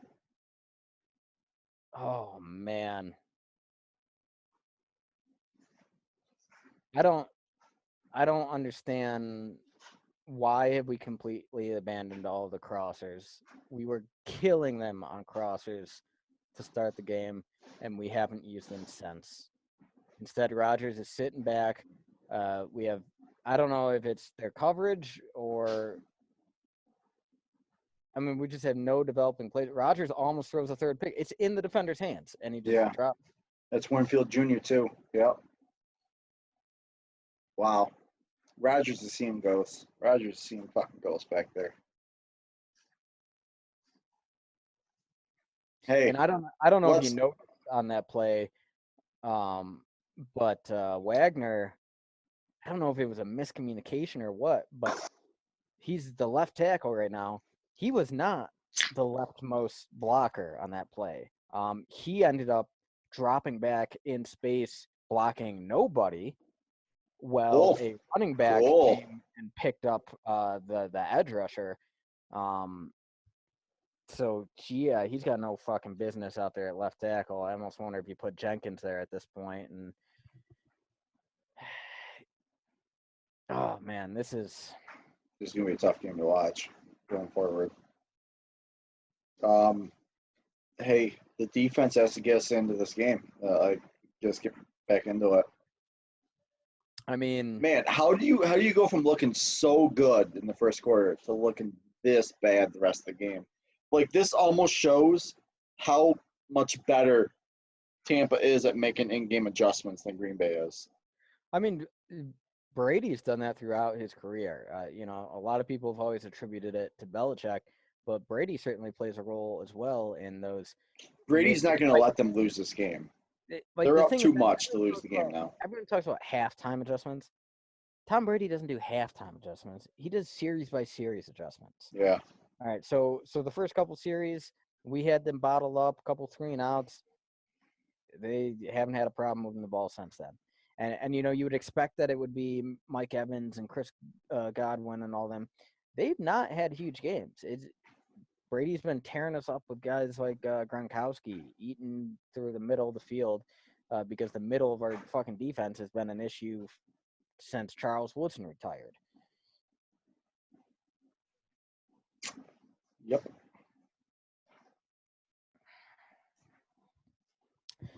Yeah, well, man. This is a tough podcast to have going forward here. I mean, going back Not to the used to this. Going back to the Bakhtiari injury, I mean, when you look at this roster, I think we've had this conversation before of players that you can least afford to have injured. Obviously, Rodgers number 1. I think we had settled on Kenny Clark as number 2 when it first happened, but he hasn't done shit in his return to the lineup. So I don't know. I think Bakhtiari's got to be number 2. But I mean, thankfully he walked off the field on his own. Maybe he's not back in this game. Maybe he's even out a week. I don't know. Man. But it looks like he's going to play again this season. He is walking the locker room right now, helmet off. But dude, if that were a season-ending injury, it changes everything. It could completely. Oh, come on, Amos! Come on, Amos! You got to make that. Fucking ball in his hands. Could have had an interception. That's bad. That's bad. You got to do something on that. Right through his hands. Jair seemed to let up too. He just kind of like turned the gas off. Oh my God, Amos! Like the more replays I watch, the worse that is. You got Jesus. Tom Brady doesn't gift wrap those too often. Like, oh my God, Brady's not throwing that ball twice to you. He's not that dumb. He won't do that again. Watch, it's gonna be a ding and dunk play. All right. I thought Brady was down, and I got it real excited, but he was just taking a rest. Hey, 3rd and 10, you have to get a fucking stop. Yeah. You have to get a fucking stop. You're down by 3 fucking touchdowns. All right. All right. I see Kiki's in. We just fucking put Kiki in. So we got Kiki. We got Kenny Clark on the outside. He's not nose tackle now. We're gonna be sending him on some pressure on the outside. Gary's in. Send some house. Send some fucking pressure. Send the house. Yeah, right. I like that. Send it. Send it. Incomplete. Yeah. See what happens when you send some motherfucking pressure on Tom Brady? That's what we need, man. That's I don't know why it's taken over a half to get to this point, but we get a stop. We get a stop, and now we got a chance. There's still 10 minutes in this 3rd quarter. Who the fuck is back there returning our kicks? Is that Darius Shepard? I think we got Darius Shepard. Wearing Richard Rodgers' old number? If you recall from last season, Darius Shepard had some serious return issues. Let's hope. Nah, I mean, he did. Darius Shepard's looking like a skinny fucking Richard Rodgers back there. Good call, that fair catch. Jesus, we could use some Richard Rodgers magic here. You know, some of his Hail Mary. He made some plays for Philly the last couple weeks, I see. Yeah. But so one thing I want to talk about real quick, you know, like I was saying, it looks like we're not going to have to deal with this scenario because Bakhtiari did walk off on his own power. But if that were a situation where, let's say, Bakhtiari all of a sudden has a season-ending injury, that's the sort of injury that could literally alter the trajectory of the franchise. Because all of a sudden, maybe they decide they don't want to re-sign him. If you don't re-sign your starting left tackle and have no replacement, then maybe you decide, oh, let's trade Rodgers while his value is high. Like, an injury like that, oh, my God. Dude, once again, Wagner doesn't know what the fuck he's doing, and Jamal Williams is out on the edge trying to block a Jason Pierre-Paul one-on-one. Are you kidding me? This is the closest thing I've seen to the 49ers/Broncos game. Dude, no, they need to pull Wagner right now. Put Jenkins to left tackle. Every snap Wagner's taken at left tackle has been a disaster. Like, dude, he doesn't know what he's doing. They need to get him out of the game. Their defensive coordinator is better than our defensive coordinator. It's 2nd and 18 right now. Like, you can't have negative plays like that when you're down 3 scores. Rodgers getting killed. Timeout. Delay a game. Nope, delay a game. Right? Yeah. Jesus, oh, yeah, why not? Dude. 2nd and 25. Maybe they'll get another pick 6. Maybe I should just take the entire day off work tomorrow.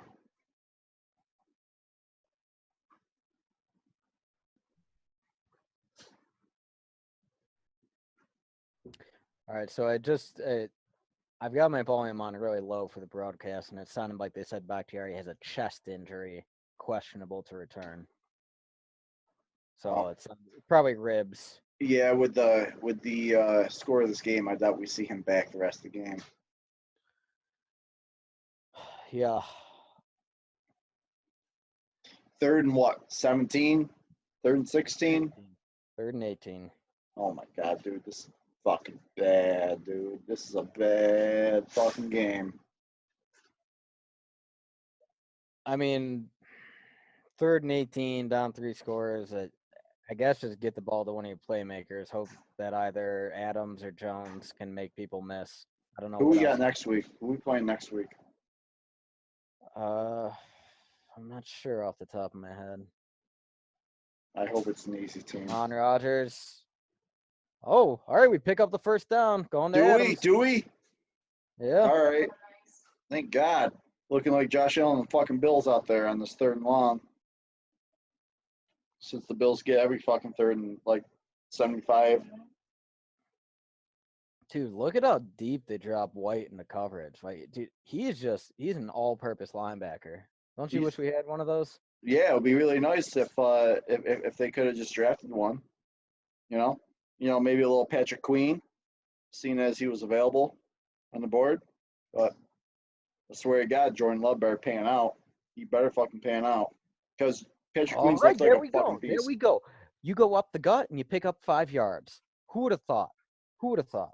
Have I not been saying it since the first quarter? Did I not say that we should just go up the middle every time? Off tackle, like you can still differentiate your fucking play call and still go up the middle. You can do off tackles, you can do left side up the gut, you can do right side up the gut. I mean, you can still go up the middle and be effective.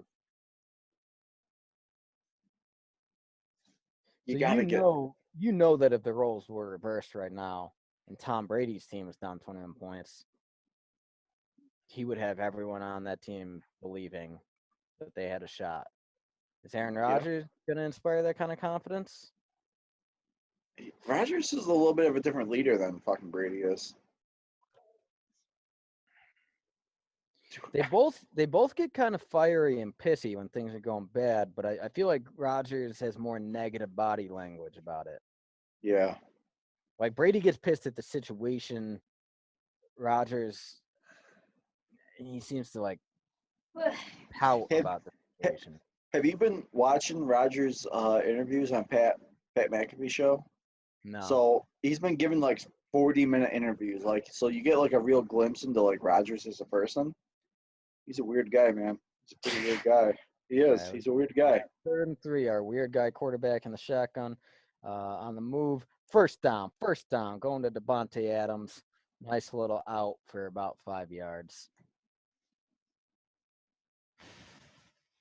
Yeah, at this point, it kind of looks like Rodgers is just, hey, I'm gonna feed the ball to Devontae. I don't like that, by the way. You ever notice that the NFL has changed the rules so that even though you step out of bounds, if it's like not within like under 5 minutes, the clock runs. Like there is no like stopping the clock, even if you run out of bounds. Like the clock's still running. You. He's not ready. He is not ready to play yet.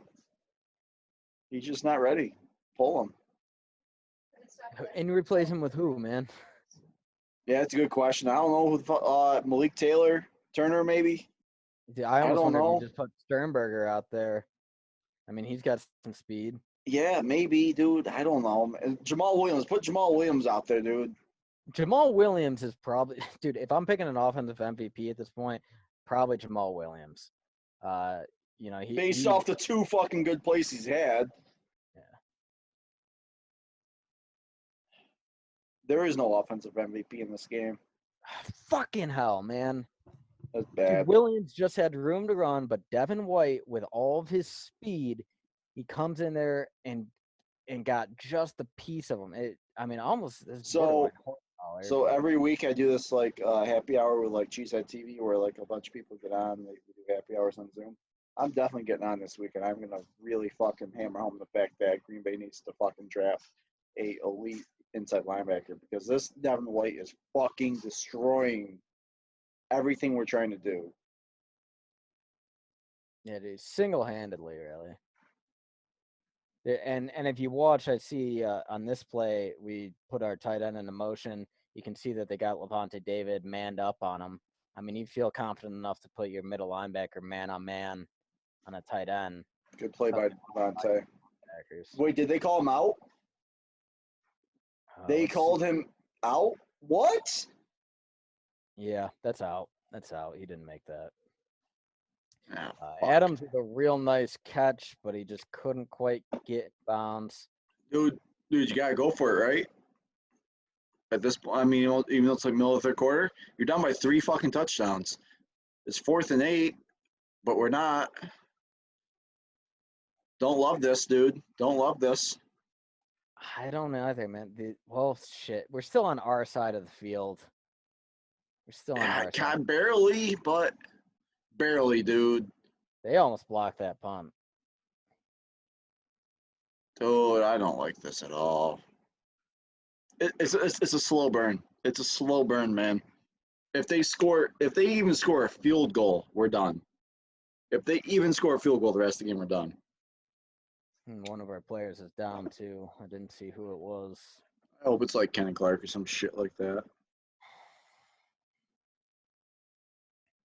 Yeah, I mean,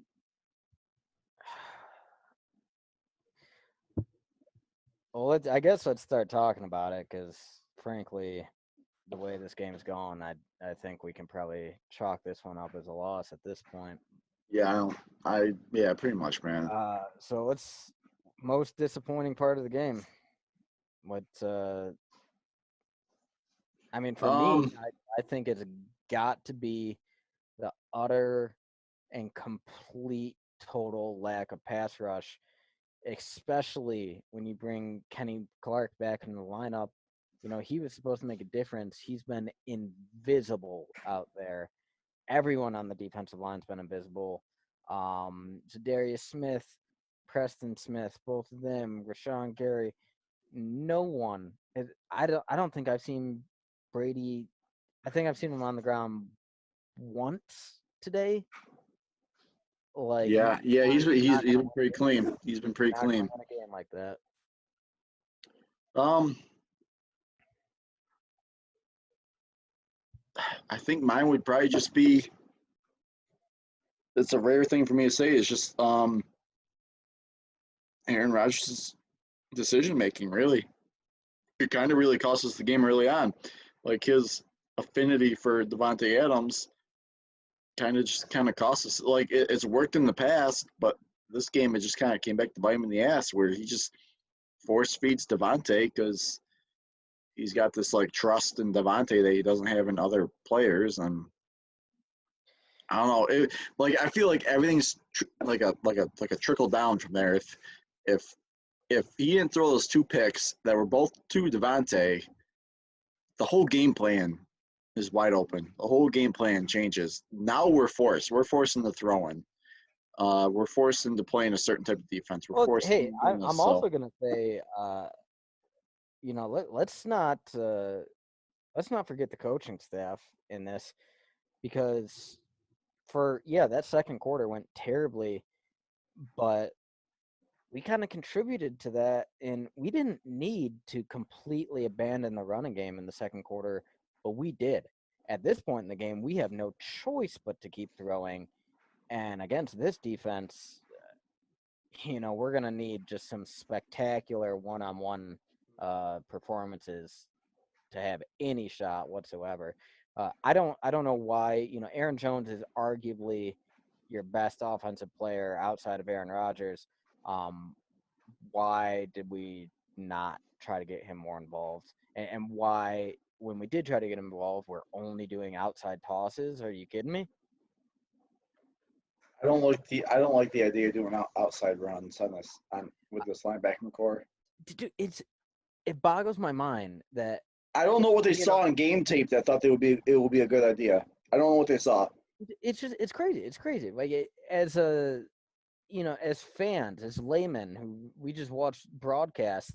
Oh, okay, Brady throws in triple coverage, gets a first down, of course. Um, To Gronk, who's been yeah, eating us Gronk's been alive. tearing it apart. It's clear that we have no one in the middle of the field who can come close to Who's that? defending him. Chan Sullivan on him?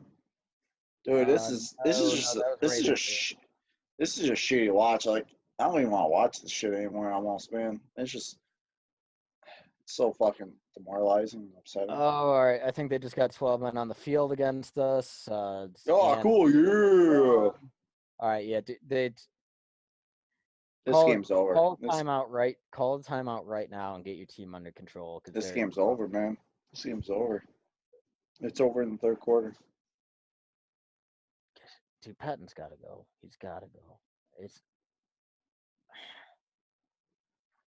like I know they're not going to fire him midseason, but it's clear that he's holding this team back, not contributing to its success.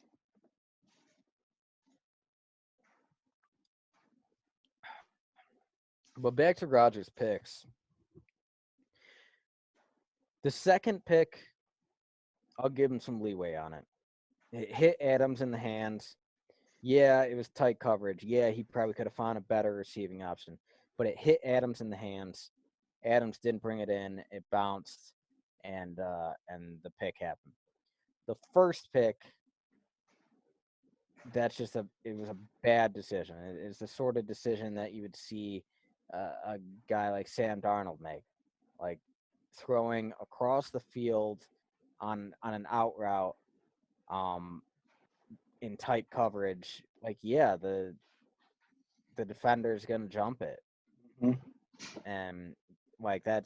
It was a very rare bad decision by Rodgers, but it was an extremely bad and costly decision. All right, Hmm. so defense doing a little bit. We've got them in, I think, like a 3rd and They're 15 just, now. hey man, they're doing exactly what they want to do though. They're burning the clock, which is the most precious commodity that we have right now. We're down 3 scores, and they're in field goal range, and they know that if all they do is get 3 points, it's automatically a 4-score game, pretty much no matter what you do. So yeah, it's no matter what you do going forward. Oh, they're going deep. Oh, are you kidding me? And that's the Are pass you interference. I kidding bet. me? Yep, we're done. Hey, this game. Hey man, good game, man. 4-1. We're 4-1. Dude, he was playing the ball. That should not be bad. That's not a penalty, dude. That is not a penalty. He was playing the ball. They're gonna say because he didn't turn his fucking head. He didn't turn his head, so it's a pass interference call. Even though it hit him in the head.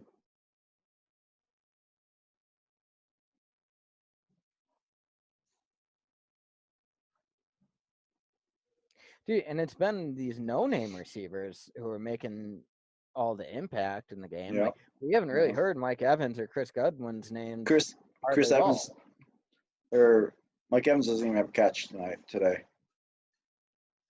He doesn't even. Well, I might speak to you soon. I'll probably catch a touchdown here. So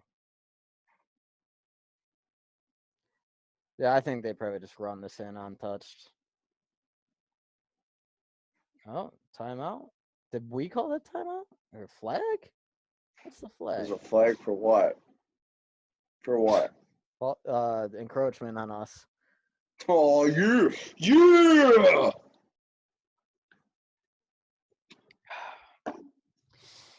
Hey, LaFleur, you better fucking rip into some guys after this game.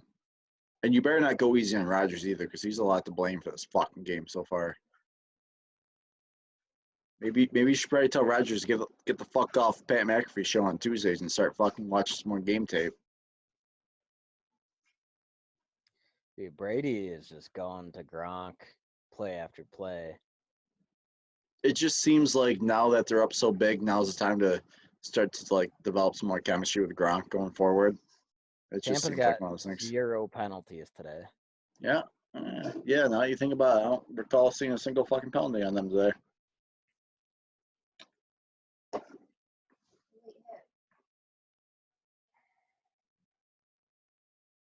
Second and goal, they run it, touchdown. Is it a touchdown? Yep, I just saw it. Yeah, cool. Whatever. All right, man. Well, I mean, holy shit. All right, so they're about to go up 38-10, which was that the final score of the first Niners game last year? I could probably look it up here and tell you a little bit. And I think it was something pretty damn similar. And a similar scenario where, correct me if I'm wrong, but I believe it was like second quarter. We got ourselves in a hole from a turnover, and We lost to the 49ers 37-8. 37-8. So we got 2 more fucking points than we did in that game. Oh my God, Jesus Christ! It's not even the fourth quarter yet. We've got another No. quarter of this shit to watch. No, this is bad, dude. This is bad. Dude, Tampa Bay might put up a fucking 50 burger on us. Yeah. They fucking might, man. Yeah, they might. I tell you what, anyone who had Green Bay pegged as #1 in power rankings ain't gonna have them ranked anymore in the top power rankings. Well, yeah, I mean, shit. Looking like a bunch of goddamn bitches out there today. Yeah, you look at it right now. So after today, the Seahawks are going to be the only undefeated NFC team left. Yep. So you got the Seahawks, Tampa Bay, obviously, the Rams, and then you've got sort of borderline. We don't know how good they are yet with like the Saints and the Bears. And frankly, we're probably falling into that Saints and Bears category at this point. Yeah. So next week we got the Texans in Houston. It's a 1 o'clock game.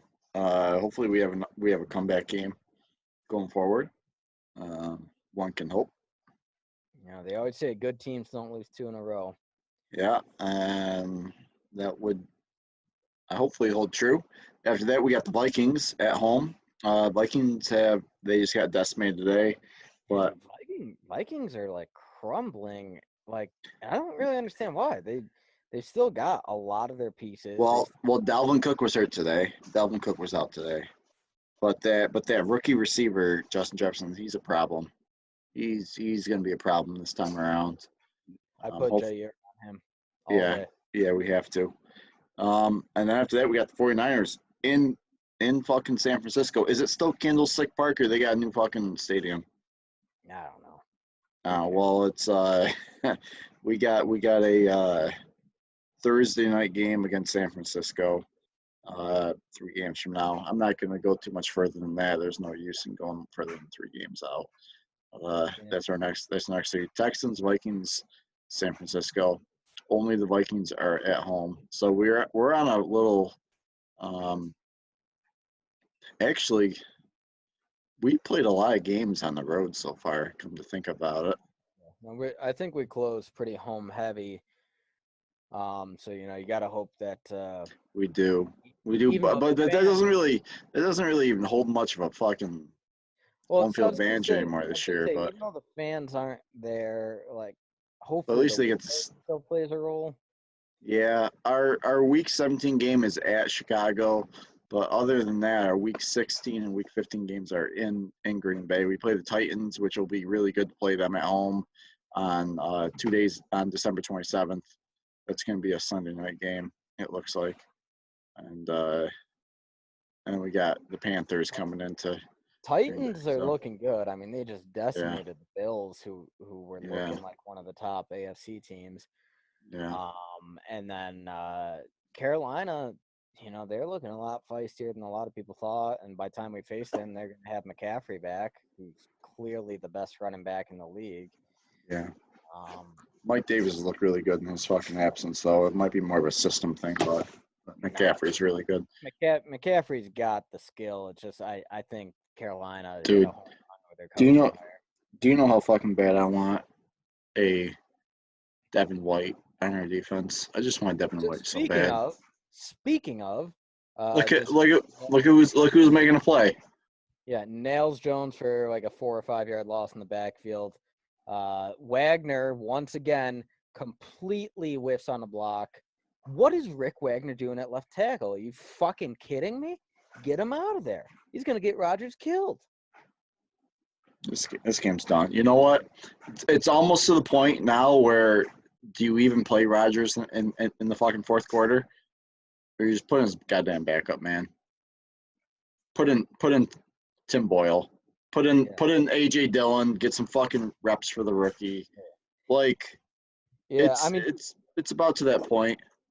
I was looking like I wanted to have a point in the season where we would see some Jordan Love action. Which He's not even active. yeah, I know he's not active, so it's not like here. But even if he were active, I would not put him in against this defense. No, you get killed. You get killed. Rodgers is getting killed, man. Rodgers just took a big hit. You know it. I swear, man. It's if after this drive, it's a 4-score game. No matter what you do, it's over, man. Like, put in the goddamn backups. This game's over. Stick a fork in him. Rodgers is running for his life out there. And dude, honestly, like a lot of this. All right, so yeah, like since Bakhtiari went out, Rick Wagner has been fucking hot garbage, and I don't know why he hasn't been pulled yet.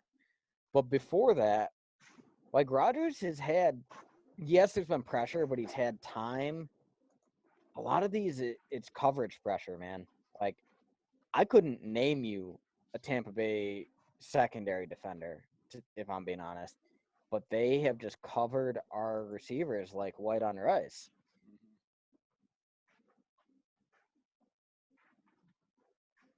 I'm pretty sure. I bet you if you look up the statistics, J.K. Scott has probably punted more in this game than he has all season combined.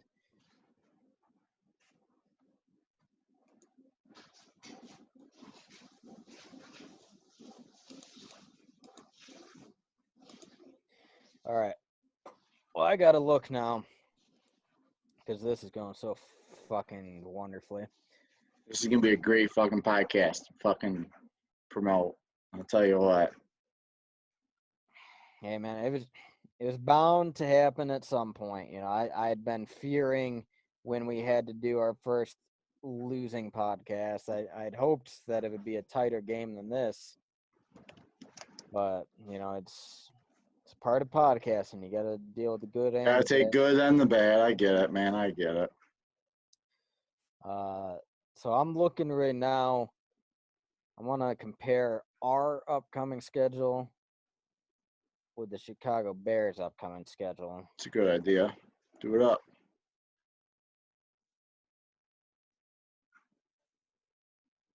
Okay. So, as you had previously stated, coming up, we got a couple good opportunities for bounce backs, but certainly nothing to overlook. We got on the road against the Texans next week. Then we host the Vikings. And then after that, we go to the Niners. Will be a big test. And then actually, I'll go out to the Bears so we can see that full slate. So Texans, Vikings, Niners. Then we host the Jaguars. Then we go to the Colts, and then we finally face the Bears on November 29th. We host them. So from now to when we first play the Bears, I would say we've got 1, 2, 3, 4. I would say we should come out of that stretch 4-1, if not 5-0. We should. We should. Will that happen? I don't know. I don't know, man. Maybe this is the beginning of the unraveling. Now let's take a look at the Bears instead. So they start out they're next week they travel to Los Angeles against the Rams. That's going to be a tough game. Mm-hmm. Then they host the Saints. That's probably another tough game. Michael Thomas should be back for that one too. Yep. Then they go to Tennessee. That's 3 tough games in a row, man. Then they follow that up with divisional matchup hosting the Vikings. Then they travel to us. So looking at that, I do have to say I'm happy with how that lines up. It looks like the Bears have a much harder road than us ahead. Hopefully, yeah. So, at this point, it would really take a miracle for the Vikings or Lions to make a play at the division crown. It's between us and the Bears. And so far, it looks like we've got a better stretch leading up to that first matchup. But it very well, it could still come down to that January 3rd, week 17. We travel to Chicago. That could be the division. You never know. Before today, I thought we'd be aiming for seed number 1 in the NFC at that point, but after witnessing this game, 3/4 of it, I've got no reason to believe we have any business being the number one seed in the NFC. I would have to think that's going to the Seahawks or Rams, maybe even Tampa. Maybe they make a run here. They've only got 2 losses so far. Maybe this is the start of a run.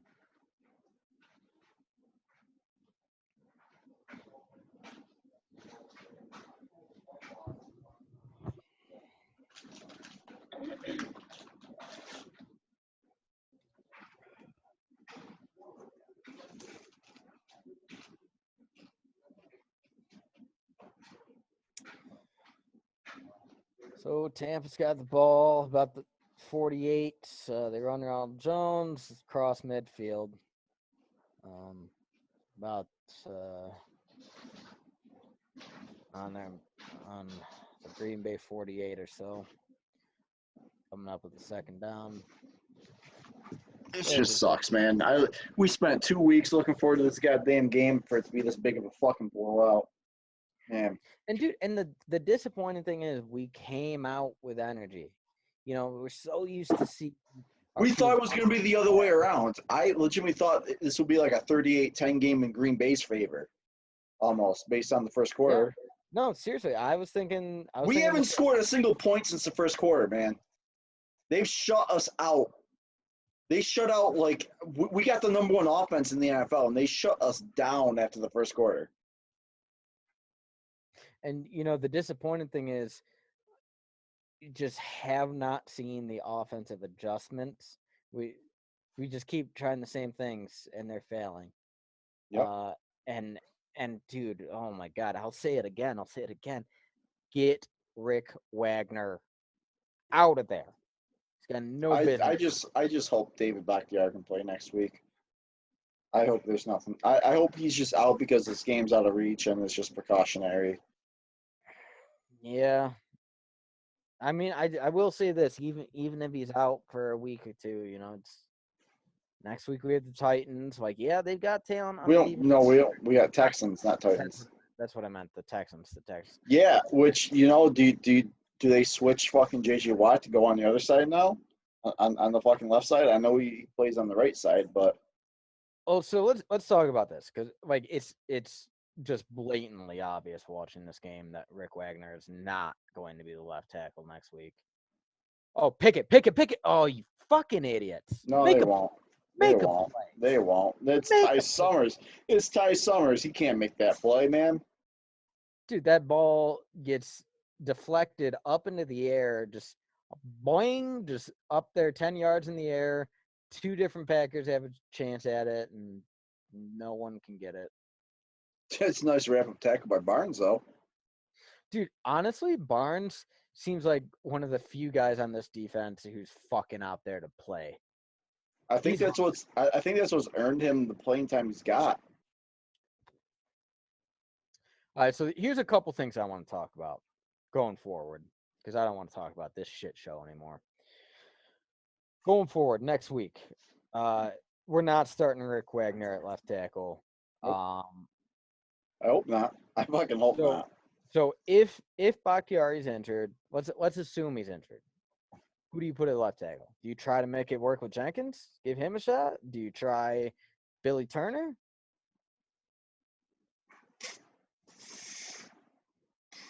Probably, man, I'd probably go Elton Jenkins.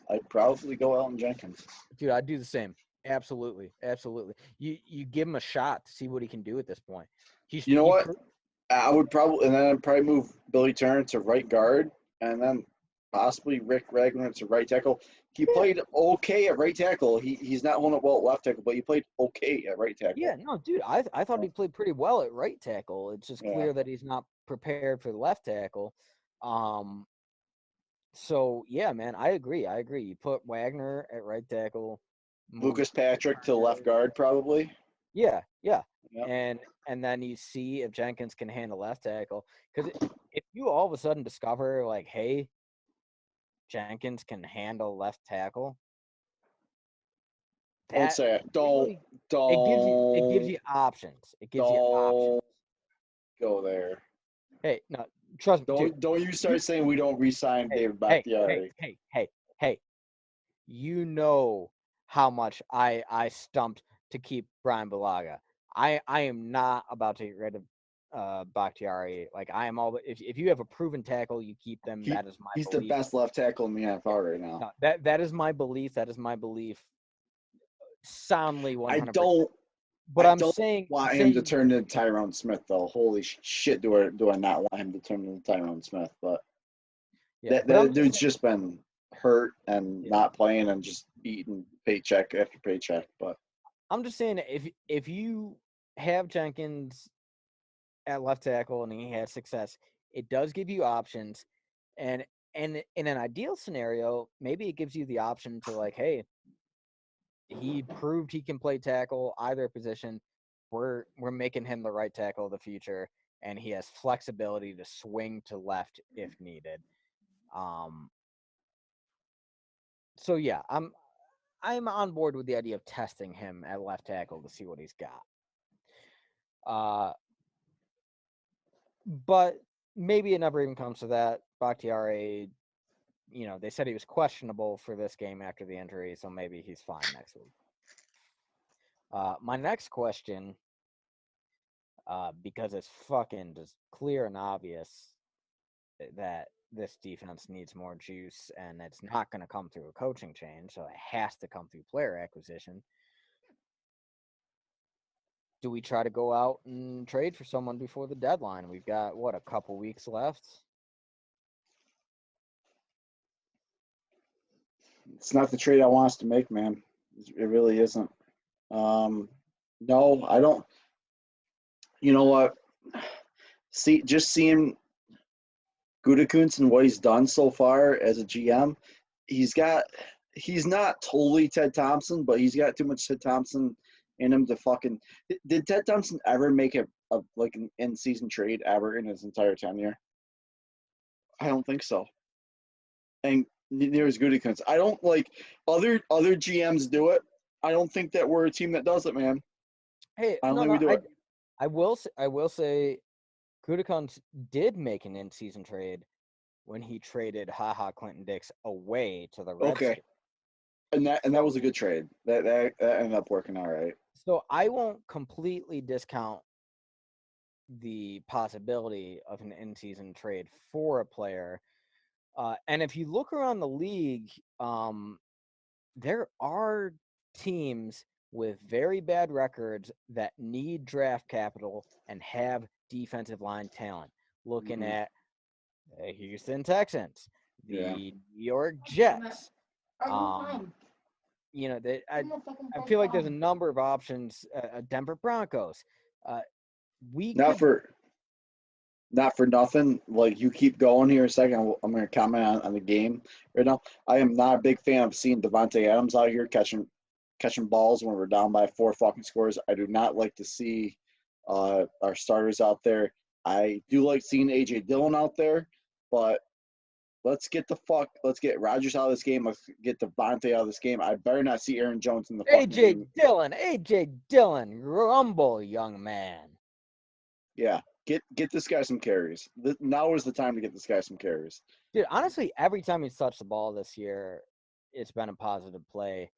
I really want to see them get him more involved. Like, whatever, he's got some work to do in pass protection. All young guys do. Doesn't mean he can't contribute to this team. But yeah, I kind of agree with you. Like, you This don't, game, this you game's don't out want of to. reach. Oh my god, did you just fucking witness what Rick Wagner did? Did you see that? Yeah, I saw it. I saw it. You saw him literally spin around 360 degrees looking for who to block. Yeah, yeah, I did. I saw it. Why did we I signed know. this guy? We signed this guy over Jared Beltier. Who's still a free agent. He actually decided to retire. Well, he retired last year too when we brought him back out of retirement. Yeah, it seemed like he really only wanted to play for Green Bay, and we just didn't show the interest. And I feel like that's kind of pride on Gutekunst's part. I Like don't he's know like, I his signed Rick his Wagner. His agent did say at the scouting combine that he's had multiple offers from different teams. Now I don't know if that was his agent trying to just drive up the price No, on no, no, Beldier. no. That's true. That's true. The Cowboys were in negotiations with him, and he actually decided to retire amid negotiations. All right. So I think he really only wants to play for Green Bay Speaking at of this that, point. like, so we're seeing some to kind of get away from Green Bay shit for a little bit. Uh, you're out there on the West Coast, right? You like, are you full West Coast or are you Mountain Time? Mountain Time. All right, so the Bills Chiefs are coming at 3 o'clock for you in the afternoon. Oh, Oh yeah, nice sack, baby, Levon or Devin White. Devin White with the sack. Holy shit, would it be cool to have a fucking inside linebacker like you in Green Bay? That's right. Just shake your head, Rogers, because God. your fucking front office is fucking incompetent. Incompetent. Dude, he just got Devin White with the fucking game. Oh my god, is that guy good? he got Holy shit. demolished. Rogers got leveled. You got like I understand you want to tell your team, Get Rogers out of there, dude. He's done. You're not yeah, winning the game. Get him out. like that's yeah. I understand like you never say die. You want to You're not winning the game. yeah. It's logistically, analytically almost impossible to lose this game. And Dude, you yeah, got Tom Rogers. Brady. You don't want Rogers getting hurt. He's And out. Pull him. Pull him. all right, so let's I mean let's fucking call it right now. Game MVP, hands down, Devin White. Dude was a machine. We've been calling his name like every other play. Yeah, he's been a problem since the first play of the game when he fucking shut down Aaron Jones on a toss play. He's been a problem. Dude, and that's I mean, I give Mike Patton a lot of crap, but let's give Matt LaFleur his due. You had a bye week to prepare for this game, and you go through an entire half with no adjustments, like no answer for Devin White, none whatsoever. Like how are you not scheming? Do you know what worries me?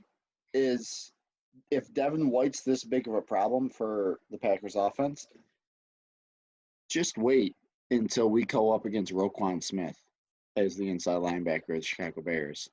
Holy shit, he's just as good. He's just as good and just as fast and just as powerful as fucking Devin White is.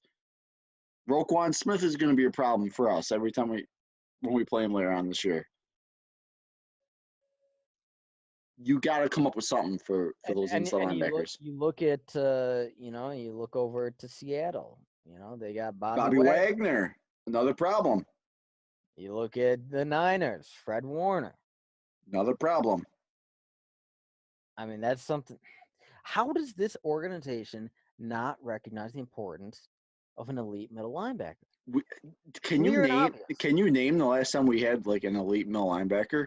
I would say the best middle linebacker that we've had in the last like 15 years is probably Clay Matthews when he switched over for like 1 year to inside linebacker. Yeah. And he's not he's not an inside linebacker.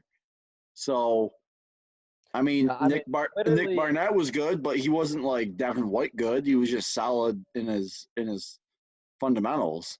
yeah, no. So And Nick Barnett was probably the last like above average middle linebacker we had. and we Uh, let him go. And we yeah. let him go. Other than that, So dude, I mean, you're literally probably going back to the '60s to find the last time we had elite middle linebacker play. yeah, probably.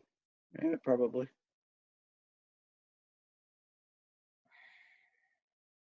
Hmm.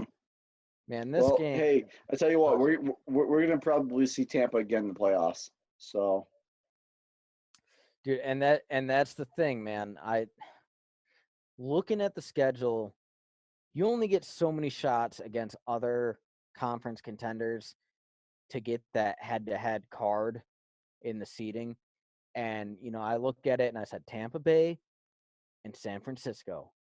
Those are the two key games that like we took care of the Saints. We've got an advantage there. I'll give the team that. mm-hmm. Otherwise, we got Tampa Bay and San Francisco. and we lost to Tampa Bay. So fuck, man. I hope they have a bad rest of the year because I don't want to go back to Tampa come playoff time. No, I certainly don't, man. I really don't. And dude, watching this team in Tampa, are we going to have any more success against the Niners when we face them in a few weeks? When we travel to the Well, West Coast? the thing on the Niners is they've been, I mean, what, they're like 2-2, 3-2, or something like that. But They're banged up, but they're yeah, getting yeah, out. yeah, they've been hurt. But we're gonna play them when they're healthier. Like we don't have them until later in the year. They're gonna be healthy. They're gonna have Mostert back. They're gonna have Garoppolo back. Um, Luckily, thank God they won't have Nick Bosa back. He's gone for the year. But oh, did I finally see a hit on Tom Brady? And with 7 minutes to go in the fourth, did he finally get his jersey dirty? You know, that's the thing. That's the thing. I liked that hit. I got excited about that hit, and then that fucking ball, 7 minutes in the fourth quarter, we that finally get ball, hit on him. that ball floating through the air, that was waiting to be intercepted. If Amos fucking just took an extra step It's the and looked, second time. It's the second time he fucking blew some shit like that. Amos does not have elite hustle. No, he He doesn't. he he is an average. He's a technician who tries to keep people from making mistakes. He's not a playmaker. Well, you know what? Amos is Amos, and I knew that he's good at what he does. He's not good at other things. I will say this. I need to like watch more tape before I can like really definitively fucking talk shit about him. But what the fuck has Darnell Savage done for us, man? We haven't said his name through a quarter of the season. Now, I mean, why is it that a dude like Antoine Winfield Jr., who's only played his fifth game of his career, is already like being mentioned as like a Pro Bowl, All Pro player, and they got him in the second round or the third round even, and he's just like lights out safety. But the Packers take Darnell Savage as the first DB off the board, and finally we got Tim Boyle in. And he's just like a ghost out there. Dude, this game is fucking ugly. Well, yeah. Well, this game's done now. We got Tim Boyle in. We got AJ Dillon in. We pulled Devontae. This game's done, man. Bucs got us. The Bucs fucking won it. And you know what? Tom Brady didn't beat us. Tom Brady did not beat us in this game. The defense beat us, man. That defense fucking beat us up. Yeah, you can't let up 38 points and expect to win. You just can't. But also, we were supposed to be the ones that fucking put up 38 points, not the fucking Bucs. Yeah, 10 points. This is pathetic. But I do want to highlight, man, this officially makes the Aaron Rodgers Tom Brady record Brady 2-1. No, you know what? I would say that from the beginning. I wouldn't even argue that. Tom Brady's better than Aaron Rodgers, man. Yes. Yeah, I mean, Rodgers, I think, is more physically talented, but like, Yeah.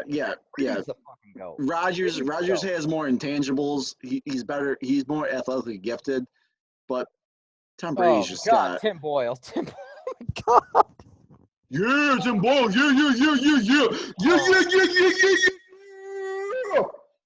Oh my God, dude! Like maybe watching Tim Boyle actually makes you appreciate Rodgers.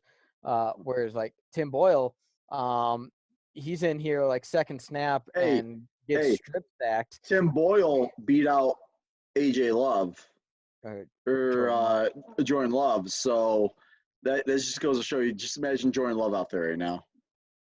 Yeah, no, I'm glad Jordan Love isn't out there because it would just wreck his confidence and this should be a red shirt. What the fuck is J.K. Scott wearing, man? Look at that shit. Look at those kneecaps. No, but this is the most action J.K. Scott's got all year. Yeah, dude, J.K. Scott's very happy. He's like, yeah, dude, I get to fucking work my legs out. But dude, like I was saying, looking at it now, career records, Brady 2-1 versus Rodgers. Unless they meet up in the playoffs again, very likely that Brady finishes with the better record. And like you were saying, like Brady's the better quarterback, man. Like people try to shit on Brady and say, "Oh, it was all Belichick." Dude, Tom Brady is the greatest of all time. 28-3 Super Bowl comeback that you could single-handedly credit Tom Brady for destroying the Atlanta Falcons franchise. They haven't recovered years after that Super Bowl and just fired their coach. Yeah, dude, he's the best. He's the best. He's got the rings to prove it.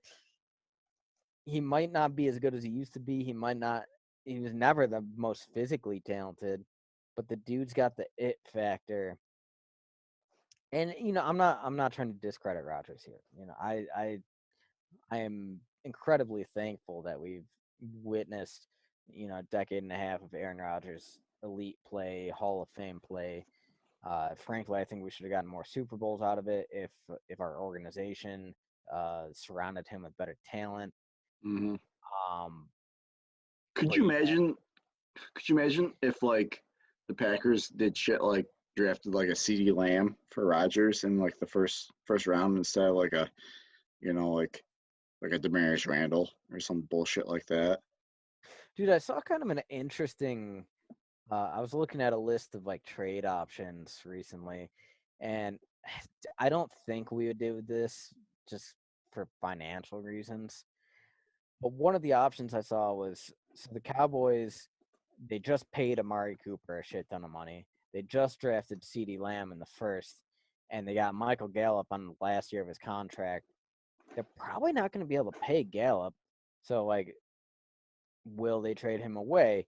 And Gallup is a 1,000-yard receiver, a proven deep threat. I mean, he would be a hell of a number two option to put with Hmm. Devontae Adams. But we would have to it's either a 1 year rental or you got to make money to pay for him next year.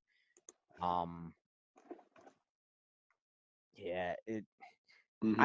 honestly, I don't see us trading for any marquee people. That's just we just don't have the money. I get Uh, it. but I really hope we do trade for someone, get some kind of new blood on the defensive I, line.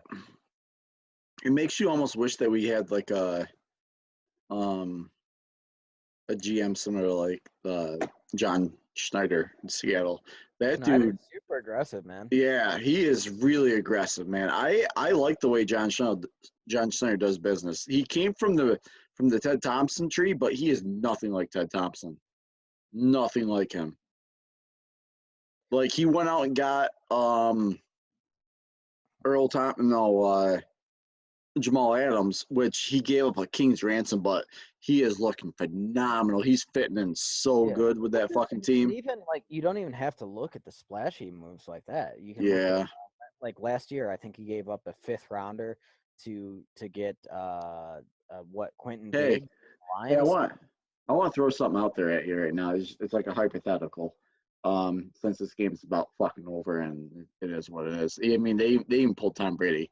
So in the 2017 NFL draft, Green Bay held the 20. We held the 29th pick, and we ended up trading that to the Cleveland Browns, and we moved back 4 picks to the top of the second, where we took Kevin King at 33.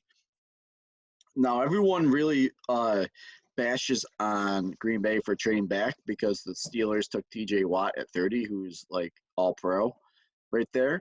But not for nothing, Green Bay clearly had cornerback on their mind, and they traded back, and they got Kevin King at 33, who's been okay. But 2 picks earlier at pick 27, the Buffalo Bills traded with the Chiefs, and they took Tre'Davious White. Do you think that possibly Green Bay had Tre'Davious White on their fucking board and the Bills jumped up and took them at 27 and that's why they traded back and they took Kevin King at 33? Could you I imagine? hope. Could you imagine Tre'Davious White and J.R. Alexander on the defense together right now? Yeah, I certainly hope they had White on their board because if they didn't, that just shows a severe lack of scouting talent. Could you? I mean, that's kind of fun to think about. White and Alexander on that defense. That would easily be best cornerback duo in the NFL, hands down. Like, No, dude. I mean, that's one of the fun things to have like an elite duo position group. mm-hmm, Like I think back to when we had like Al Harris and Mike McKenzie. Um, or like last year with Zadarius Smith and Preston Smith, like they both put up elite numbers. They were both in double-digit sacks. It has not been the case this year. Uh, or like we look at the past decade plus of David Bakhtiari and Brian Bulaga, and like Chad Clifton, Mark Tauscher, like that. Jesus, yeah, you're looking at like 20 years of elite offensive line play, pretty much. But like to have an elite duo, it's just like I don't know, man. Like sometimes there's a lot of The effort put in. Broncos had it last time I remember Broncos having it with I can't remember the names off the top of my head, but Von like Miller when and Bradley Chubb. yeah, maybe. No, Mhm. but I mean, I just think like when a lot of people they're like, oh, we have this weakness on the team, let's shore it up. I do think there's something to be said for like doubling down on strength and just being Yeah. like, we're gonna be the best in the league at this. And like, do we have that anywhere on the team right now? Um you're probably not. Probably not. I don't want you to go and like shoot yourself after this, but I'm gonna like throw this out there. Um in the since I was looking this shit up right now, in the 2013 NFL draft, we owned the um Green Bay owned the 26th overall draft pick, which we took Dayton Jones. And do you know who went pick 27? Do you know who went one pick later? I almost don't want you to tell me. Oh boy, it'd be a game changer. It'd be cool if we had him. The Houston Texans took DeAndre Hopkins at 27, and we took Dayton Jones at 26. Oh, we passed on DeAndre Hopkins for Dayton Jones. Man, someone should have lost their fucking job for that. Someone deserved their, not just that, not even that. The Dallas Cowboys took Travis Frederick at 31. That'd be a game changer.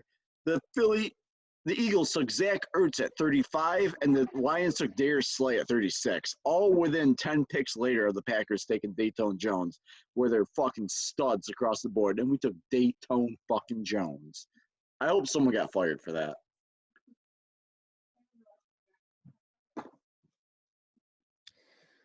Dayton Jones over DeAndre Hopkins. Are you serious? It's really it's sad when you look at how many poor drafts we had in the Ted Thompson years after the Super Bowl. Yeah. Like, yeah, dude, I'll give the guy credit. He built a Super Bowl roster, but afterward, he just fucking squabbled Aaron Rodgers' He did. career. The year prior to that in 2012, we took Nick Perry at 28. The Vikings at pick 29 took Harrison Smith. One pick after Nick Perry was Harrison Smith, who is still a all-pro safety. I mean, we just those 2 years alone, first round picks really fucked us bad. I mean, the Seahawks took Bobby Wagner over us too in that draft. We took Jarrell Worthy in the second round in that draft. I mean, One thing I want to say watching as this game wraps up with Tampa Bay kneeling down, is it just me? Or does it seem like when it gets to be garbage time and the game is out of reach, other teams easily rack up yards and put up touchdowns that don't matter, and we don't do jack shit? no, I would agree with that. Because we've got way too many games where, like, when it becomes a blowout, Hmm. we put up 10 points. Yeah. Aaron Rodgers threw 0 touchdowns this game and 2 Oh, interceptions. he had terrible. Like like Rogers just took himself out of any MVP conversation, pretty much going forward. I mean, it's pretty much Russell Wilson's to lose at this point. Dude, So and honestly, Russell Wilson, he has been killing it. He yeah, deserves an MVP. yeah, he has. And you know what else I've been dead drawn on? I wasn't super high on DK Metcalf coming out of the draft. That dude looks like the next like top wide receiver in the goddamn NFL. And he went Dude, in the third round. He went like the third round. he looks like actually I want to say he was the last pick of the second round. Um, but dude, he looks I'll, like I'll tell you. He in a looked like second. what Valdez Scantling should be. Should have been. He went. He went last pick of the second round. Picked 64 of round 2. Yeah. He's drawn comparisons to these are lofty comparisons. He's drawn comparisons to basically a bigger, faster, stronger Jerry Rice. So I don't know if that comparison's very apt. Like Jerry Rice was the master route runner. DK Metcalf is like, I'm gonna run deep and get it. we'll see. I mean, so far in 5 games this year, he's got 22 catches for almost 500 yards and 5 touchdowns. I So would say a good comparison for DK Metcalf is I would say either a faster Des Bryant or a less developed, less dominant Calvin Johnson. I mean, at the moment, the man's on pace for like 90 catches for about 1,700 yards and 16 touchdowns. Oh my god, dude! All right, they're showing the stats, and maybe we should look at the stats for this game. I Even though see it's Ronald Jones' stats: 24 yeah, rushes for 115 yeah, yards. yeah. That's what I was looking at. 115 yards from Ronald fucking Jones. Are you kidding me, dude? I did say that they were going to hold him to under 100 yards, and that didn't happen. Killed us on the running game. All right, well let's look at this. Let's see how fucking ugly this game really was with the numbers. Give me a minute, and I'll go You through. you look it up. I'm not looking it up. You tell me All the right, damage. so final of 38-10. Tampa moves to 4-2. Green Bay falls to 4-1. So Green Bay's stats. Oh God. Oh, I kind of feel like I want to throw up. Did Rodgers have under 100 or under 200 yards passing? Yes. Yeah, He I had figured. 16 of 35 for 160 yards. 0 touchdowns, 2 interceptions. So we chucked Terrible. the ball up 35 times. Collectively as a team, we only ran it, including Rodgers rushes, 21 times. So the balance is just completely out of whack there. Jamal Williams, he only had 4 carries, but he got 34 yards out of them. AJ Dillon, he only had 5 carries, but he got 31 yards out of them. So I mean, those two had some success. Aaron Jones, 10 carries, 1.5 yard average. So that's 10 carries for 15 yards. He did get the touchdown at the goal line. Rodgers, 2 scrambles for 14 yards. Devontae Adams, 6 catches on 10 targets, 61 yards. MVS, who, like, man, I was hoping he was going to be a presence in this game, stretch the field, open up the run game. He had 3 catches on 5 targets for 32 yards. Aaron Jones, 3 catches, 26 yards. Tanyan, 3 for 25. Jesus, these numbers are awful. Mm-hmm. Then you look at EQ, he clearly wasn't ready to come back. He had 2 attempted passes. He didn't catch either of them. Mercedes Lewis also had 2 attempts, didn't catch either. One of which was could have been a big ass play, but Rodgers just slightly overthrew him. Leading tackler, Kreese Barnes, 7 tackles, 3 assists. Clear to me at this point that he is the most high energy member on the defensive unit. Wish he would infect some of his teammates. We had 1 tackle for a loss the whole game from Montravius Adams. That's actually not, that stat is inaccurate because I personally witnessed Josh Jackson have a tackle for a loss. But yeah, nobody had not a single pass breakup the entire game.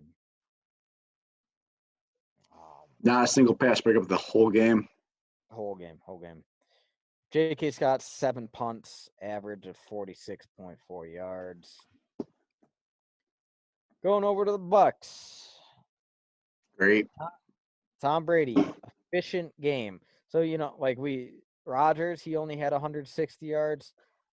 Tom Brady only had 166. Yeah, but he was just way more Uh, efficient with his fucking yeah, throws. that's the thing. Rodgers was 16 of 35. Brady was 17 of 27. Holy shit, way better. Yep, 2 touchdowns out of that. And then here's the thing that fucking kills me, man. It seemed like our run defense was pretty decent, Not but really though. yeah, that's the thing, man. That It those was it fucking was it was it was sneakily uninspiring. like the all game long chipping away 3-4 yards. That turned into 23 carries for 113 yards, 2 touchdowns, 4.9 average. Hope you had Ronald Jones on your fantasy team this week. No, I just happened to go up against the guy who had Ronald Jones on his fantasy team. So fuck me. Then their leading receiver, uh, Gronkowski, 5 catches, 78 yards, 1 touchdown. You know what's even better? I fucking benched that goddamn guy on my own fantasy team this week. So All right, so dude, oh my God, this is really frustrating. When you look at all of their just elite receiving options, Gronkowski was the lead there, which, yeah, he had a good game, 78 yards, touchdown. Their next leader was Chris Godwin, 5 catches, 48 yards. After that, Mike Evans had a single catch for 10 yards. Like, we held their passing game in check. We just let their running game bowl over us and extend drives that should, like, if we could have just stopped them a little bit shorter on the running game, we would have given the offense more opportunities. Like, who knows if they would have done anything with that, but hmm maybe they had more offensive balance. But yeah, dude, that's Achilles heel of this team is we can't stop the run well enough. And like I said in this game, not enough pass rush. Like defensive line, that's where we need reinforcements. I really fucking hope we go get someone. I hmm really hope if we. Oh man, Who do you I get though? Like who do you even get? I don't even know, man. Who is shopping who? There's no street free agents anymore now that Damon Snacks Harrison's been gobbled up. I mean, we could probably devote an entire podcast to researching this, but I looked into it a little bit. JJ Watt, he's got a big contract. He's like 15 mil a year. But if he were willing to renegotiate to come to a contender, you got to think the Texans would be willing to move on from him. They don't have a first or second round pick, and they're going nowhere fast. I wouldn't give up a first or a second for JJ Watt though. No, I wouldn't either. I wouldn't either. But I'm just saying they desperately need draft capital. If you could give up like a fourth rounder to pick up JJ Watt on the last Jesus couple of Christ, years. I don't even know if I'd give up a fourth rounder for him, but maybe. Well, hey, dude, Gutekunst has shown that he doesn't give a shit about fourth rounders. He just uses them as trade ammo in the first round. Yeah, more or less. Yeah, you're right. So maybe. That or like the Jets are clearly the worst team in the league, and they've got they just took Leonard Williams. Quinn Williams. No, Leonard Williams moved on to the No, Giants. Quinnen Williams. Which actually, yeah, the Giants are another team. They're garbage, and they got Leonard Williams on the I defense. don't Like, know. they're, They're still young enough where they might want to hold on to them and still build around them, but maybe. yeah, I don't know. I feel like there's a lot of teams in the league right now who have bad records, could use draft capital, and they have defensive line depth. I did read an interesting article with like some names that I hadn't necessarily heard before. With like the Broncos had, I think his name was like Shelby Harris, uh, when and they were like breaking down the PPF stats hmm or the PFF stats rather, and he was like one of the better disruptors in the league. And he's on a cheap contract, like 3 million or something, 1 year contract. And like the article I was reading was arguing like, hey, Broncos aren't going anywhere with Drew Lock's injury. Maybe they just want to get something. Well, this guy's on this 1 year deal, and that's a deal that could potentially be, maybe you send a fifth or sixth round pick to get him. But dude, I don't. I hope we get someone.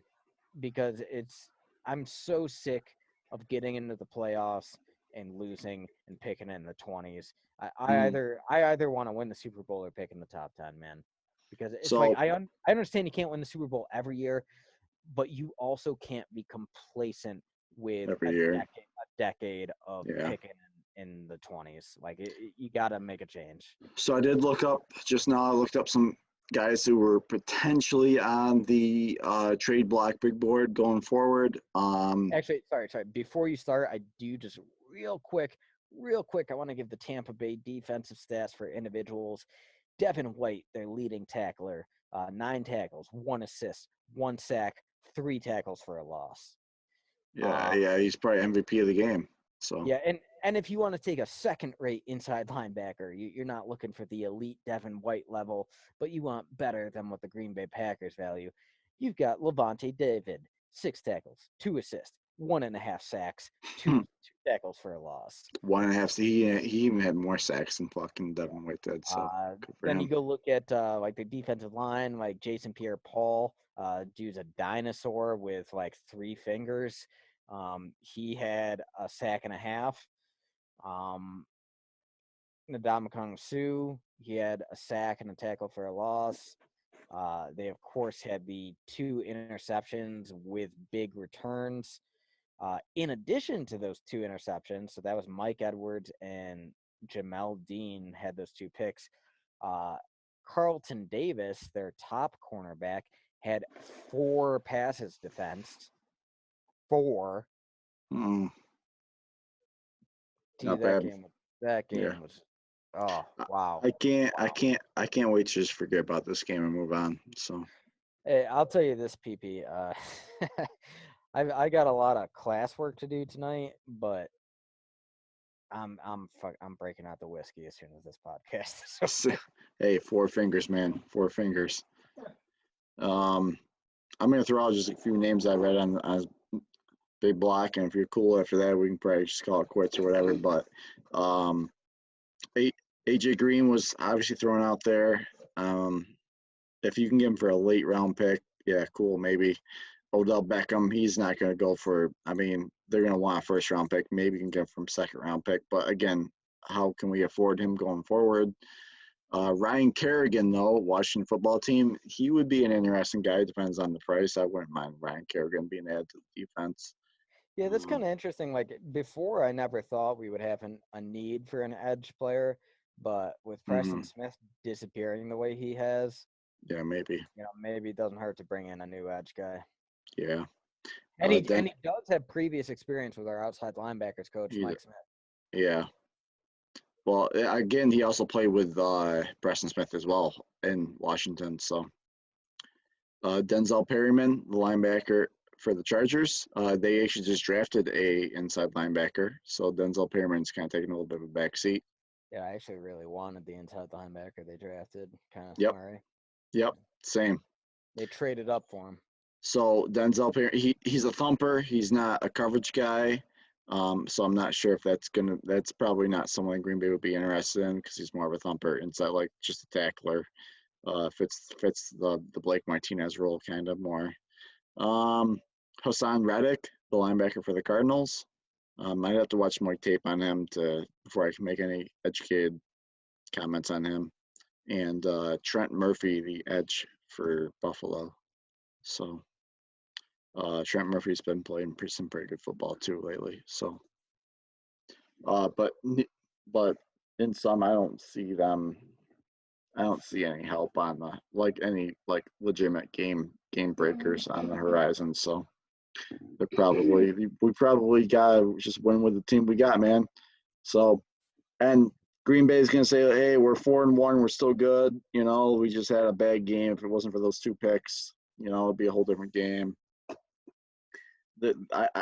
I highly doubt they make any changes going forward, but it would be cool to see them to add some more playmakers on either side of the ball. So, but Yeah, we'll I mean see.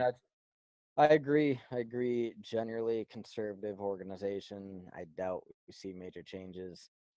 So you gotta try to put a positive spin on this game and say The chances of Aaron Rodgers having a two interception game again, highly unlikely.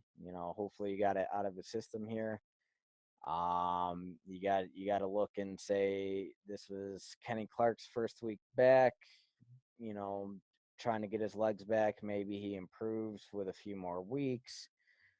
Kevin King was out of this game. Perhaps that influenced the defensive game plan. So hopefully we get him back soon. Uh, David Bakhtiari went out injured. Hopefully he comes back and really just flow of the game. That's you hate to point at that as a reason. And you hope that your coaching staff can adjust to the flow of the game, but flow of the game did get away from our team strengths here. I still think we're a good team, but man, it's hard to call us elite after watching that. Hey, Cody, is this what it feels like to be a Buffalo Bills fan? I was watching the Packers playoff game against the Cardinals, and I'm trying to remember what Which year. one? Which one? We Yeah, lost 2 years in a row. yeah, I'm trying to remember which. It was the one where The Larry Fitzgerald overtime? got The the overtime. overtime? The Yeah. first one, the 2008, 2008 maybe? No, no, no, no, no, no, no, no. It was after that. It was Larry Fitzgerald got the overtime catch. We had Julius Peppers on the team at the time, and he missed Oh, the tackle. So I want to say it was 2015, 2016, 2015 probably. all right. Um, but I was watching that with our good pal Ian, a Buffalo Bills fan, and Fitzgerald, he takes this overtime catch down to like the 3 or 4 yard line, and I know the game is over at that point, and I just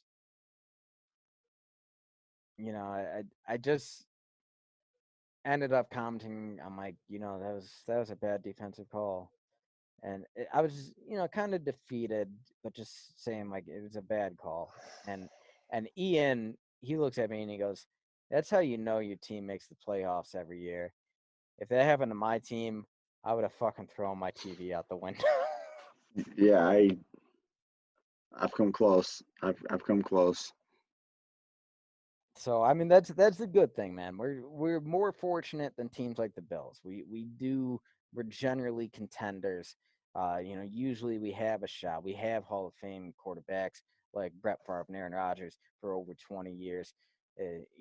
We have that privilege, but man, it's just it fucking to be so close every year and only twice We should taste have. that fruit. Hey, listen, between almost 3 decades of elite quarterback play, we should have more than two fucking Super Bowl wins. I mean, look, Tom Brady's delivered 6 Super Bowl championships for the goddamn Patriots in one and a half in half the amount of time of elite quarterback play that Green Bay's done. We only have two, and he's got 6. So I mean, that's kind of the goal. I mean, you shouldn't compare yourself to Tom Brady. He's next level, but it'd be I nice mean, to have maybe one or two more. Like yeah, I mean, at the end of the day, when you look at the list of Super Bowl winning quarterbacks, Brett Favre and Aaron Rodgers are on equal ground with Trent Dilfer right now. When you look at the guys who actually have two oh, when you rings, say it like that, it makes it sound so much yeah, worse. when you jump to the two ring club in general, there really is a difference in quality. You get a few outliers in there like Eli Manning, Terry Bradshaw. They're not. I wouldn't really call them elite quarterbacks, but they manage to do it. But for the most part, multi-ring guys, that's how you tell they're the cream of the Hmm. crop. Yeah, And I still have hope that maybe it's this year, maybe it's another year. I it's still only have one hope game, man. that Let's not fucking throw in the white flag or anything. yeah, Yeah, but exactly. I still have hope that Aaron Rodgers can join that two-ring club. That frankly, Brett Favre, he deserved to get into it. I feel bad that he never he had came close so many years, so many years, and the Shot team just himself in the foot a lot of the years, but the fourth and yeah. the 4th and 26 one haunts me though. That one should never happen. How do you give up a 4th and 26? But No, that's yeah. that's a different We conversation for a different time. we could devote an entire The very long, heartbreak, the heartbreak, very long, very heartbreak hotel episode.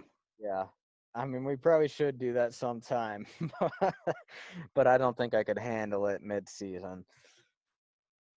Um, Regardless, it was still fun doing this with you. Hopefully, next week we'll have some better results. So it'll be our first L for the podcast that we've started doing. However, I guess you could do worse than having your first podcast all coming from the hands of Tom Brady.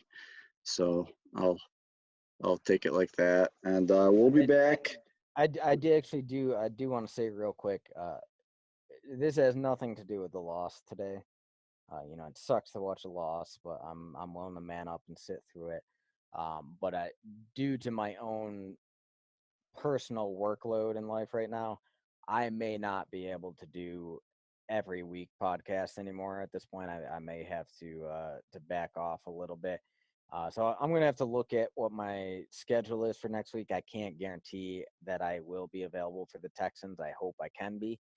Um, but at the very least, I'm going to commit. I will always be there for our primetime games and the game of the week games. And I hope to be there for all their games, but we'll have to see how it plays out going forward. All right, you let me know, man.